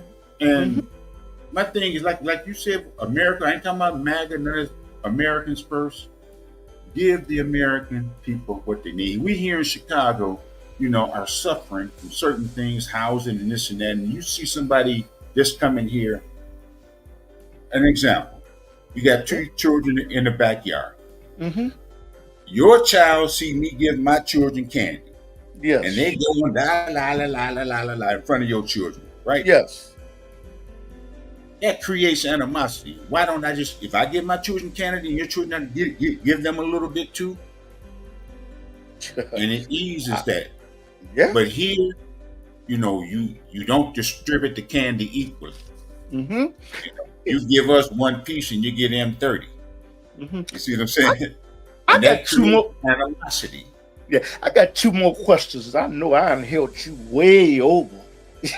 But I got two more questions. Y'all don't know. This is where me and him we talk all the time. Not all the time, but we worship at a mosque called Mosque del Fatir in Chicago, right off the lakefront on 47th and Wabash. Now 47th from Woodlawn, and go to Mosque del Farouk at I think 93rd and Stony Island, and Manyun at 47th in Calumet. And in Chicago, we have a Latino mosque I went to last night, and I'm gonna try to get them on. But you know what? If you are liking it, if you're enjoying this, please, I'm asking you humbly to share this broadcast. If this has brought value to information to you, the news you can use, please press the like button, because what it does is it helps the algorithms, okay, computer algorithms, to put it out to more people. Okay, but I got two more questions for you, brother. And thank you for being so giving of your time. I really appreciate it. I'll say that That's humbly. granted, man. That's great. Every time we hook up, man, we exchange information or whatever. So, it's, Yeah, I mean, yes. And it's, I it's, would like to ask you, you know what? Now, there's some people that do not, that do believe that a woman has a right to abort a baby. They believe that, which is their right. And there's some people that says that this is wrong, this is murder, unless the woman is get ready to lose her life, or she's been raped as incest.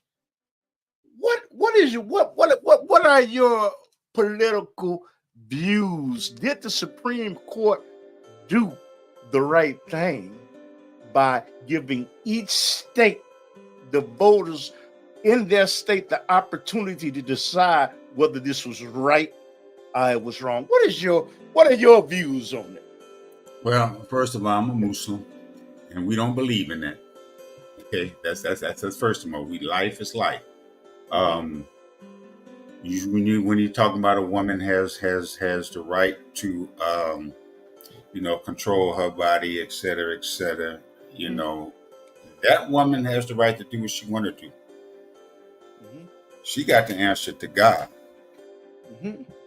not me, for whatever she does that's contrary to the natural way of things. Mm-hmm. So that person can do what they want to do. I can't control what a woman do. And now, as far as laws being passed saying that you can abort or You that state. you are allowed to abort or whatever, that's the state's problem.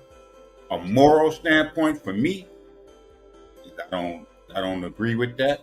If you lay down or whatever the situation may be, it's hard. And I'm not going to be like the one of the senators who was, I think it's Dukakis, somebody was running for president or whatever back in the 80s, and they asked him the same question. Well, what if I was raped by my stepfather, blah, blah, blah, would you want me to have the baby? And that person say yes. I can't tell a woman what to do with her body. But I will say that killing creation is against God's law. And they can take it from there and do what they want. I don't agree with it, but I can't. I'm not in the legislators state of mind as far as what I'm not in the legislator or government legislation or whatever concerning that. My moral and personal view is no. That's all I can say. Well, I have a. Go ahead. I'm listening to you. No. Go ahead. I have a follow-up question, and my follow-up question is, hypothetically, if you had a wife and I shot your wife and that baby died, do you know I would get a double murder? If your wife died and that baby within that womb died, I would get a double murder.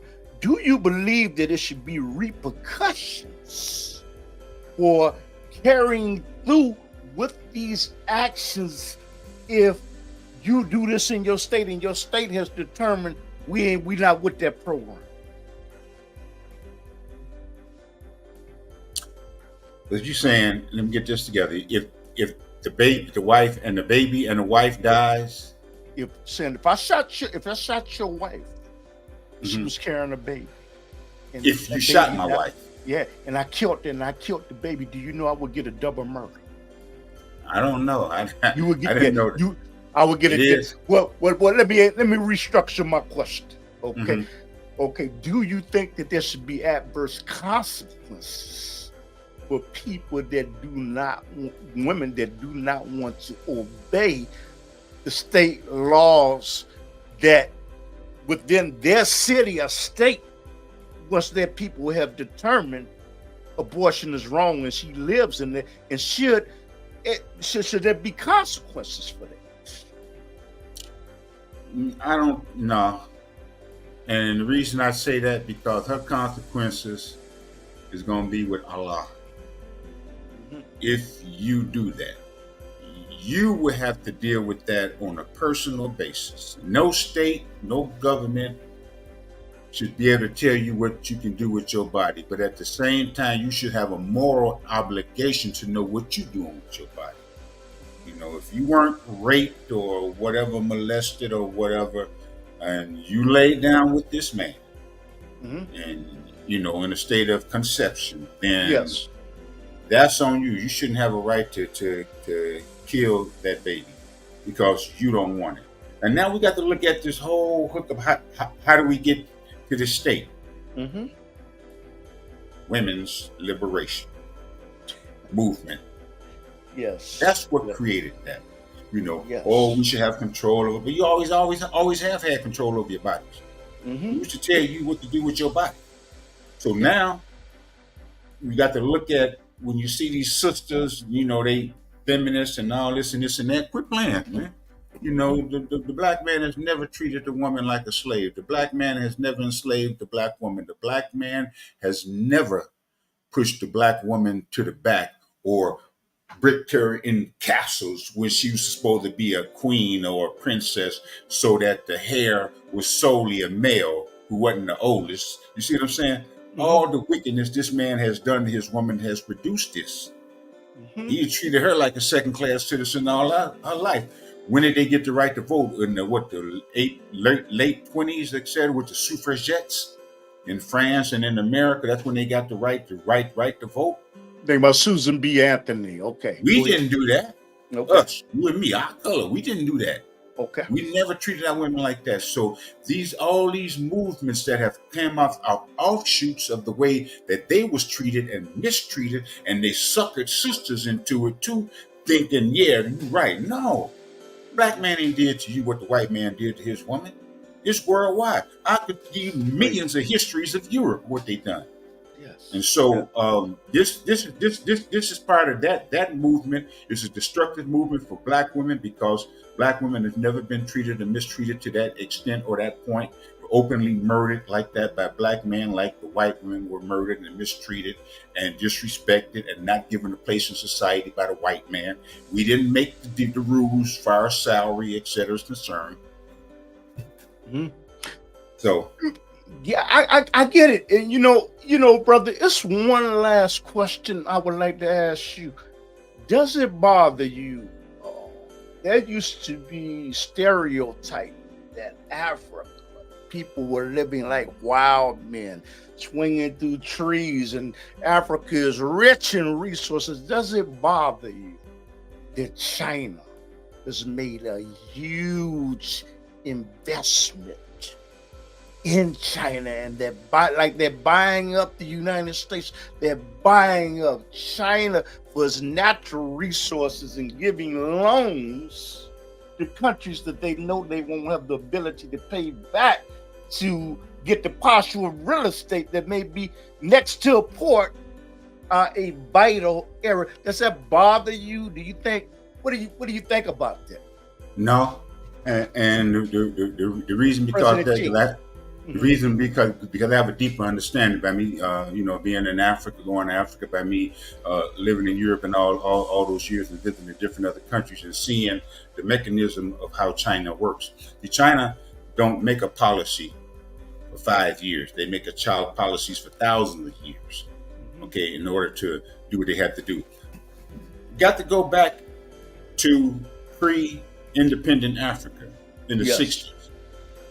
While America and Europe supported apartheid, they supported the oppression. America didn't lift a finger not once when Europe was controlling Africa, when America was getting resources from Africa through their European allies. Russia and China armed and fed our revolutionaries in Africa so they can gain independence. One, this is why Africa has respect for China and Russia, and not a lot of respect for America because of what America has done and what America continues to do. Anytime an African nation try to rise up and be fully independent, do what they have to do, expel the Europeans that were there, America rises up and puts sanctions on them. Mm-hmm. Now, as far as China making inroads, China is there building. Europe has been in Africa 500 years. America has been in Europe close to 300 some years. Yes. What modern infrastructure has Europe or America built in Africa? I just think they built want them railroad subordinate stations. to them. Uh-huh. No, they built railroad stations to where they can get to the natural resources. Other than that, Africa is underdeveloped. You have no modern telecommunication systems, satellites, etc. Not that many for Africa. Mm-hmm. You don't have modern transportation systems, modern universities, schools, modern roads. Mm-hmm. Did you know America is behind the retardation of Africa? Did you know Did you know America and Europe are behind this? And why are they behind this? The objective is to keep getting the natural resources out of Africa and leaving Africa backwards, poor, and impoverished. And this is what they're doing. So China is there building. Russia's there building. Russia is getting natural resources from building. China's getting natural resources. It's a fair exchange. Yes. Well, some like to say a fair exchange and a robbery, but it's not a robbery. And the reason that they are making huge inroads is because of the systematic exploitation of Africa by Europe and America over the centuries, not just years, over the centuries. They did nothing for Africa. Let me give you another example. Yes. The young military brother that came to power in Niger, Yes. president before him was selling yellow cake uranium to France. Huh. Wow. His wife ran a corporation. His wife was white and French. His brother was black as us. Ran a corporation there dealing with the French. You know, this brother was selling yellow cake uranium at 87 cents a pound when the national global rate is $200 a pound. You understand why Africa is bubbling? You understand why things are going on? You understand why they would deal with China and why they would deal with Russia? People who've helped them when they were struggling, people who fed them, who clothed them, who armed them and trained them, and who were building stuff. America has not built nothing insignificant in Africa. America has 43 biolabs in Ukraine. Wow. They got biolabs in Africa. Wow. So guess what? You get out of line with me, I unleash a pathogen. You understand what I'm saying? Yes. This is the wickedness, and this is why China and Russia are making inroads. They won't tell you this because they're going to keep lying to you. Oh, China's over there stealing. China's over there doing this. The question is, in 500 years, Europe, what have you done for Africa? In 300 years, America, what have you done for Africa? You've done nothing but put leaders in power. France has assassinated 27 leaders in Africa. And they parlayed the resources. There you go. And so I get it. Well, brother, I want to ask, you know what? I want to let people know that, you know what, this brother, invite him on your show. And you know what, write an article about him. Put him on your social media network. Because you know what, this brother is a researcher. And he has something to say. He's not exclusive to the Underground Railroad podcast. Invite him on your show. Okay, write a news article about him and what he's saying, because he's working to impact and to give knowledge, to remove you from darkness, mental darkness. Please, brother, give us your contact information, because, man, you should be on 100 shows. Well, my contact information, I can be reached at LONNIE LEWIS 80 at gmail.com. Yes. And I know that you speak fluent French, and maybe somebody you know from France may see this. Do you have a specific message in their language that you would like to put out there to them?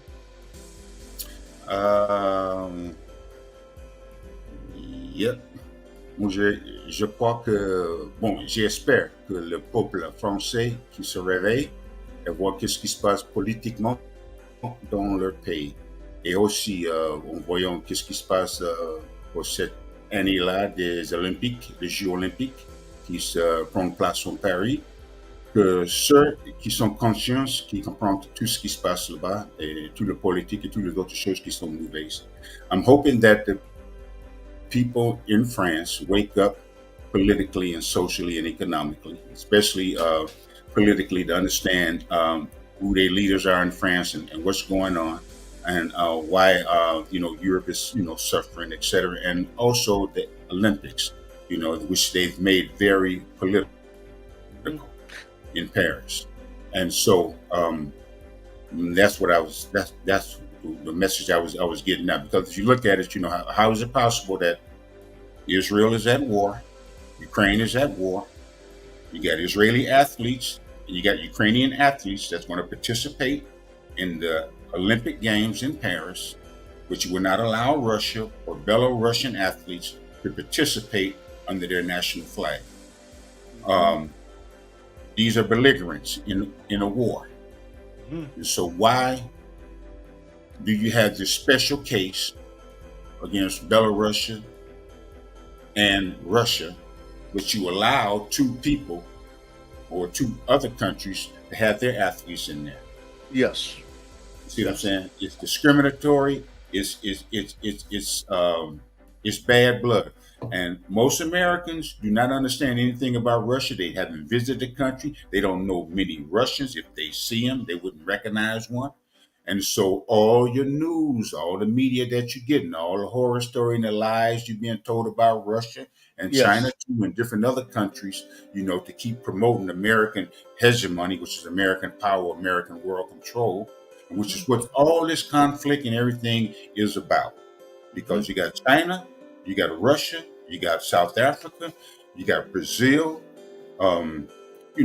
These are strong India, strong countries that are emerging economically. They're not the same countries they were back then when you was controlling the world 30 years ago. These are not the same countries. Yeah. Communism is not the major party in Russia. Russia has an independent thing that they run it. China is the same thing. They are communists, but it's not like when Mao was running the country. Everything has evolved. China has become an economic power. It's not like when Chairman Mao was in power. No, sir. Okay. But they planned for the country to continue after him. They planned for thousands of years. The Chinese don't plan for 5 years, 10 years, 100 years. And now you look at them. The sleeping giant is woken up. And it's a world power. Russia has now came out of the shadows to become a world power. America is a world power. You got superpowers now. We're not the only superpower in the world.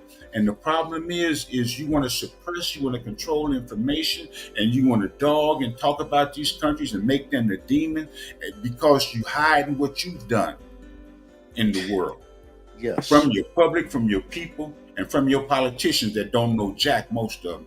You ask them a question, I tear them up. Donald say they're stupid. You know what? I couldn't understand. How in the hell could you be in NATO, be in the club, and you wouldn't contribute nothing towards? I don't get it. But I want to. You know what? We're gonna do a show on that. But I want to ask you, brother. I've been asking you questions for damn near 2 hours. Is there a specific message that you want to put out? It may be something a message that you want to convey that I did not give you the opportunity to convey. No, I don't have anything, no specific message, but I just want, my specific message is for the American people, all nationalities, races, and religions confounded. But wake up, man, to study, do research. You let these people tell you this and tell you that, and you believe it, you take it for face value, and then when you wake up, boom, it ain't that. Research, man, please find out what's going on. You can't take these people word for it. They've been lying to us for centuries, and they will continue to lie as long as they can get their way and do what they want and get you under their power. Then they got you. Me, not just being a researcher, but being a person that has traveled. I'll give all praise to Allah for blessing me to travel and to see different places and to participate and do certain things and, be aware of what's going on in the world today. I got a lot of my friends, I have arguments with my friends. I had an argument with some of my friends I played ball with or whatever about Trump and about Biden. And, how do you try to keep supporting somebody? Well, he's going to be all right with a mental decline. That means you are an entrenched person. That means much as I love you, your knowledge ain't that deep about certain things. Yeah. My job is I just try to enlighten you. That's all. I try to make you to think. This Jamaican group, man, is called Misty and Roots. And they say, we tried this land. And the reason that we tried this land is to help one man to think for another man to think for himself. Because without the knowledge of self, you're like a cabbage in this society. You see what I'm saying? So we tried this land to spread truth and knowledge, and that we're able to communicate and to accept and understand. I'm not always right. We're not always right, but at the same time, when you see and know and understand certain things, you're able to discern that and get that to the people. My thing is, Oh, you got a question? That's if you don't mind. It says, "What do you think about the brother that got France citizenship to play on the France Olympic basketball team, but decided to play for the USA team?" I could have did the same thing because I got French citizenship too. Well, he decided to play with America. That's simple. That was his choice. Yeah. You So, know, it's just like Caitlin Clark. You know, Indiana Fever, Iowa mhm, University, leading scorer in the history of the NCAA. mhm, She can play on the Italian team. People don't know that if she wanted to, because she got an Italian heritage. mhm. Now, That's I that's gotta a ask you force. something. Go ahead, brother. I'm sorry. No, Mhm. go ahead, go ahead. You know what? Inshallah, this is the will of Allah. I'm gonna do a show on Project 2025, and I hope maybe you could consent to come on if it's not a conflict in your schedule on a Saturday. And I got a brother Randy Evans, is a researcher too, to talk about. So if that, I know you got to look at your calendar, but No, we've you're we busy. You're we'll busy, find bro. something. No, but you know what? I am always, I'm leery of all these newfound organizations, Project 2025, in the 90s, you had the Project for a New American Century, and all these other conservative think tanks, you got to understand that the American First Policy Institute, um, with Hinsdale University in Michigan, Mm-hmm. that produced the people that made this, Mm-hmm. is a conservative university that don't get government funding. Mm. Mm. Heritage University in Michigan. Look it up. Yes. I'm They gonna the look one it up. that produced these people. See, I go into to deep things, to get behind the scenes. Because see, a lot of times we don't know. And see, if you get the knowledge, I can give you the knowledge. You can walk with it and leave it alone. Yeah. Once I give You, it to you. And you and know, I'm gonna so tell y'all what I always tell him. He laughs at me, and I said, "Man, I could scratch the surface, but this brother goes way underneath." And he laughs at me and give it right back to Allah. All praises due to God, yes, sir, Allah. each and every day. What I know comes from the Creator. So Yes, sir. he said, Yes, "Don't sir. give me that credit, no sir." No, but you see what I'm saying? All Yeah. all all these organizations, these are conservative organizations. Yes. And so when I see who's behind these organizations, when I see they put a figurehead there, then I look behind the Ball. figurehead and I look at first of all, what is his religion? Yes. Then what is his affiliation? Mm-hmm. Now, a conservative, when you say conservative, you Uh-huh. know, Mm-hmm. what are you trying to preserve? You see what I'm saying? Yeah. What are you trying to preserve? Joel Embiid, that's the brother that he's an African brother. He played for the Philadelphia 76ers. He chose to play with the United States Olympic team. He's a naturalized American. So what? I mean, that was his choice. Yeah, he could have played with France. He decided to play in America. Mm-hmm. So his chance of winning the medal was better with America than with France. Okay. And that's why he decided to do that. Yeah. But But brother, you inshallah, like I say, look at your schedule. Like I said, I'm gonna do a show about Project 2025, and I mhm. would love for you to participate. But look at your calendar first, because the thing is, I don't want to conflict with anybody else, because everybody got a life. Well, when you But when, when, we're when you decide the day and time, I'll check it out, and I'm going to be on it because it's a serious discussion. But like I said, I'm leery of all these organizations, the APACs and all these other things, because I know what's behind them. Mm-hmm. You see what I'm saying? They are quote unquote noble sounding organizations, but they have an ulterior motive, and it's not Agenda. for the American people. It's for a select few of people. It's for foreign entities. You see what I'm saying? Like I was getting back when I was talking about these U.S. senators and all this and that, Yeah. that are sponsored or put in power by AIPAC. They there to do the will of AIPAC, which is all their policy is directed towards Israel.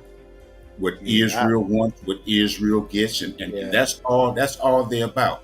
So in essence, if you are working for a foreign country as an American, shouldn't you be registered under the Foreign Agents Act, making you a foreign agent because you're doing the will of a foreign entity? But see, they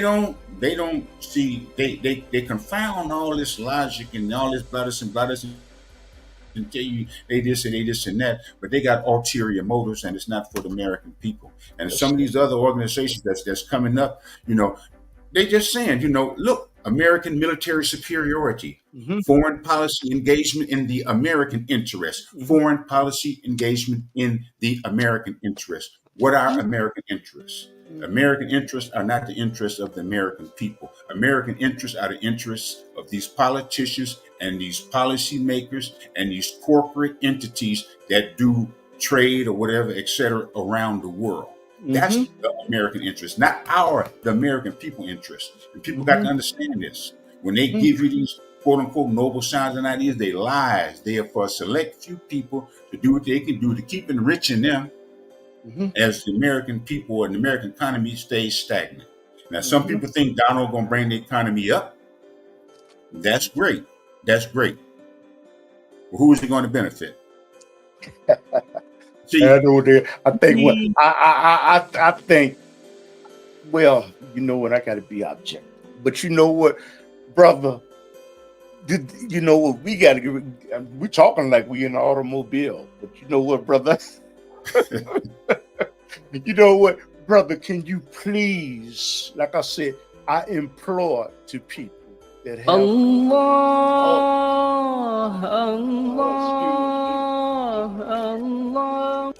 I don't mind that. Yes, sir. Yes, sir. But all praises to Allah. But yes, sir. Each and every day. I humbly say to people that are listening out there in cyberspace, please have this brother on your social media platform or your TV show. If you write newspaper articles, you're a blogger, get in contact with him.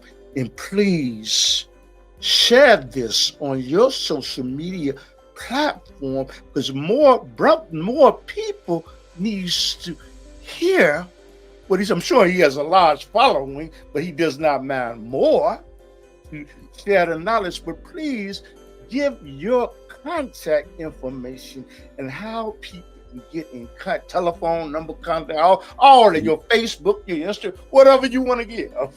Okay, well, I'm gonna give it again. I'm gonna give my email once again. That'd be LONNIE dot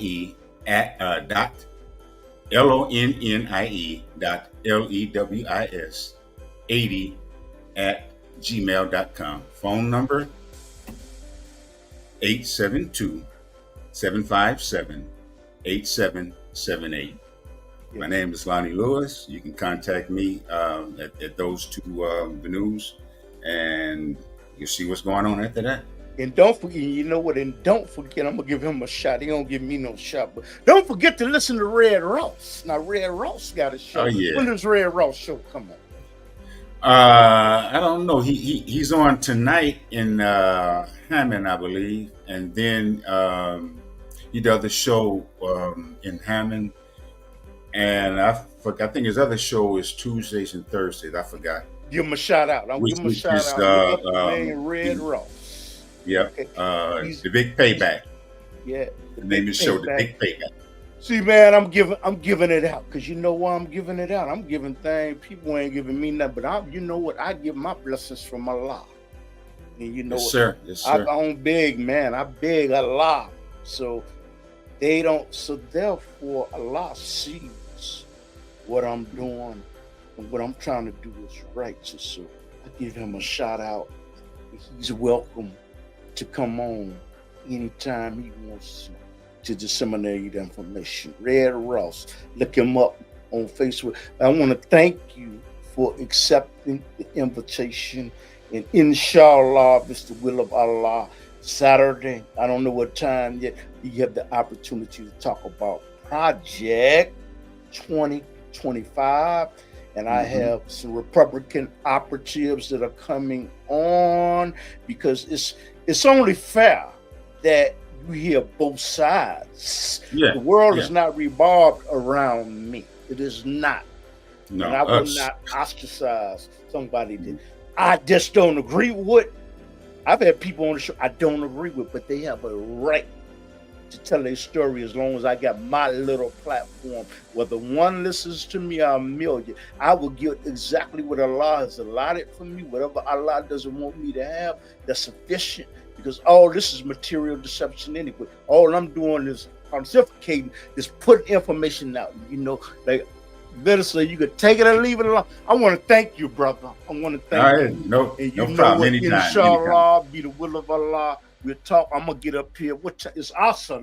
What time? It's Asr now. Asr. For Muslims, it's Asr right now. And Maghrib. Okay, it's when the sun goes down in Isha. Okay, it's the prayer. Later at about 10 o'clock in Chicago, in the United States of America. But support Masjid El Fatir, which is Islamic Masjid at 47th and Wabash. I mean, I keep on saying Wabash. Woodlawn. Yeah, Muhammad Ali helped to build that masjid, and also Masjid El Hassan at 47th in Calumet, and Masjid El Farouk. Masjid El Farouk is doing a lot for the community at 89th in Stony Island, and in Chicago. We have a Latino Masjid. Islam is just spreading. The enemy out of Shaitan just can't do nothing about it. They can't do nothing about it. You can't stop righteousness. Nope. But let me quit talking. Hey, brother, it's a pleasure. It's a pleasure talking to you and to the listening audience. I implore for you to share this on your social media platform, and also to hit the like button if you liked it. Fine. If you didn't like it, hit the down button and tell me why. Because we grow from constructive criticism. We don't grow all the time from getting a pat on the back. I'm a big boy. I can take it. That's right. But you're helping me to grow. This brother, I've learned so much from this brother. We didn't always agree, but his conversations have been very beneficial to my life, and our disagreements have been very helpful. He's challenged my mind with his vast intellectual knowledge. But at the end, I'm going to tell the people that are there listening, our praises belongs to Allah, because I don't want them to think that I'm shirking, that I'm elevating him to a God-like status, because I know he gets his knowledge from Allah. Yes, sir. Of Allah. Yes, sir. I just had to say that. That's true. That's the truth. All praise to Allah. Brother, I know you married. Do you have a message you want to send to your wife? I know. I didn't hear you. You have a message you want to send to your wife? Love you. Be back soon. All praises to Allah. Yeah, I mean, man, she holding down the fort, man. It's a wonderful. You got a son too, right? What's his name? Well, I got not with her from previous marriages. I have 3 children. I got a daughter. I got 2 daughters. I got a daughter and son in France. My youngest daughter in France. She does. She has her own cosmetics line. What's the name of it? Promote it right now. I can't think of the name right now. My other daughter, and here in the States, she has her own where she does clothing. Doesn't have. What's the name of the company? Akira. Okay, so they can Akira. go online. No, not Akira. It's something. I'm sorry. I just can't think of the names right now. But yeah, my baby got and my son does a little modeling and stuff like that. So they are productive. Praises to the And Allah. that's the thing that I'm appreciative most, you know. Praises to the And I hope they get the opportunity to see this. So, you know, oh yeah. Well, I'm in the process. I'm trying to organize another a Lewis family reunion. praises to You the know, Allah. we got Jamaican heritage. My grandfather. This man had 34 children in Jamaica. Wow. Yeah. Now, Jamaica, do they have their own language? Or they just speak English? Well, they have what they call patois. You want to send a message out there to Jamaica? Send I a can't message out there to Jamaica. I can't speak patois, but to all my Jamaican people worldwide, love you all, man. And just keep on doing it, athletically, mentally, physically, economically, politically. Keep doing it, because now people know who we are. And it took me a while to understand who I was, coming from that heritage. You know, one of my friends said, "Man, you a Cuban? You don't jump so high. You a Cuban?" I found once I understood my Jamaican heritage, I already knew my dad was Jamaican, my mom is American. What part of Jamaica was your father from? He's from the Black River region, St. Elizabeth Parish. Beautiful. So that's the same region I think Bob Marley is from. I don't know the exact city or whatever, but we have Marcus Garvey. We have Caribbeans are hard working people, man. They're industrious people. We are too. Now don't get it twisted. All of us, from wherever we come from, the majority of us are hard working people. And just try to live, survive, and take care of our family. That's me. But like I say, brother, again, see, we can start another show. This is the way me and him talk. But you know what? So I want to say, all praises due to Allah. And again, brother, humbly thank you for accepting the invitation to come on the Underground Railroad podcast. And we do a television show in Chicago that comes on every Saturday night at 10:30 on CAN TV, Comcast. And you can see it online by going to CAN TV at 10:30 p.m. Central Time, which is Chicago time. I want to thank you again for accepting the invitation, brother. I see. I see. They're saying, should blacks join the Republican Party or remain Democrats? Mm-hmm. That's like a little subtitle. Yeah. That question for me is actually that depends on that depends on the person. You know what I mean? And if I look at it, we the history of both parties, in the 40s, et cetera, black people was Republicans. Yeah. We voted for Roosevelt. We put Roosevelt in office. Mm-hmm. Roosevelt was a Republican. He wasn't a Democrat. Yeah. The Dixiecrats ran the South. Yeah. The Democrats, the Dixiecrats ran the South. They were the ones that were opposed to some of the programs installed by Franklin Delano Roosevelt. Unemployment compensation, for example. He had to go against the Southern senators in order to get that bill passed. They wanted 3 types of workers excluded from unemployment compensation. Field hands, domestic helpers, and what was the other one? It was something, but it's 3 types of workers they wanted excluded from getting unemployment compensation. The majority were us. You see what I'm saying? In order to pass that. Don't surprise me, brother. So I'm gonna get ready. Democrats. Yeah, but you know what? I'm gonna say this real quick. Abraham Lincoln never really wanted to free the slaves. He said, "I don't want to see the Union broken up. If I can end this." I'm thinking of the words. If I could end this war without freeing the slaves, I would do it. But because a lot of people do not read, they don't know that. No, brother, we're going to start another show. But you know what? I got to get up here. I'm going to make my salats. Yes, sir. You know what? And it's beneficial what we're doing. But you know what? Making the salats. I wouldn't, because we don't know what the next second holds. I wouldn't say, Allah, I didn't want to pray because I was doing a show. No.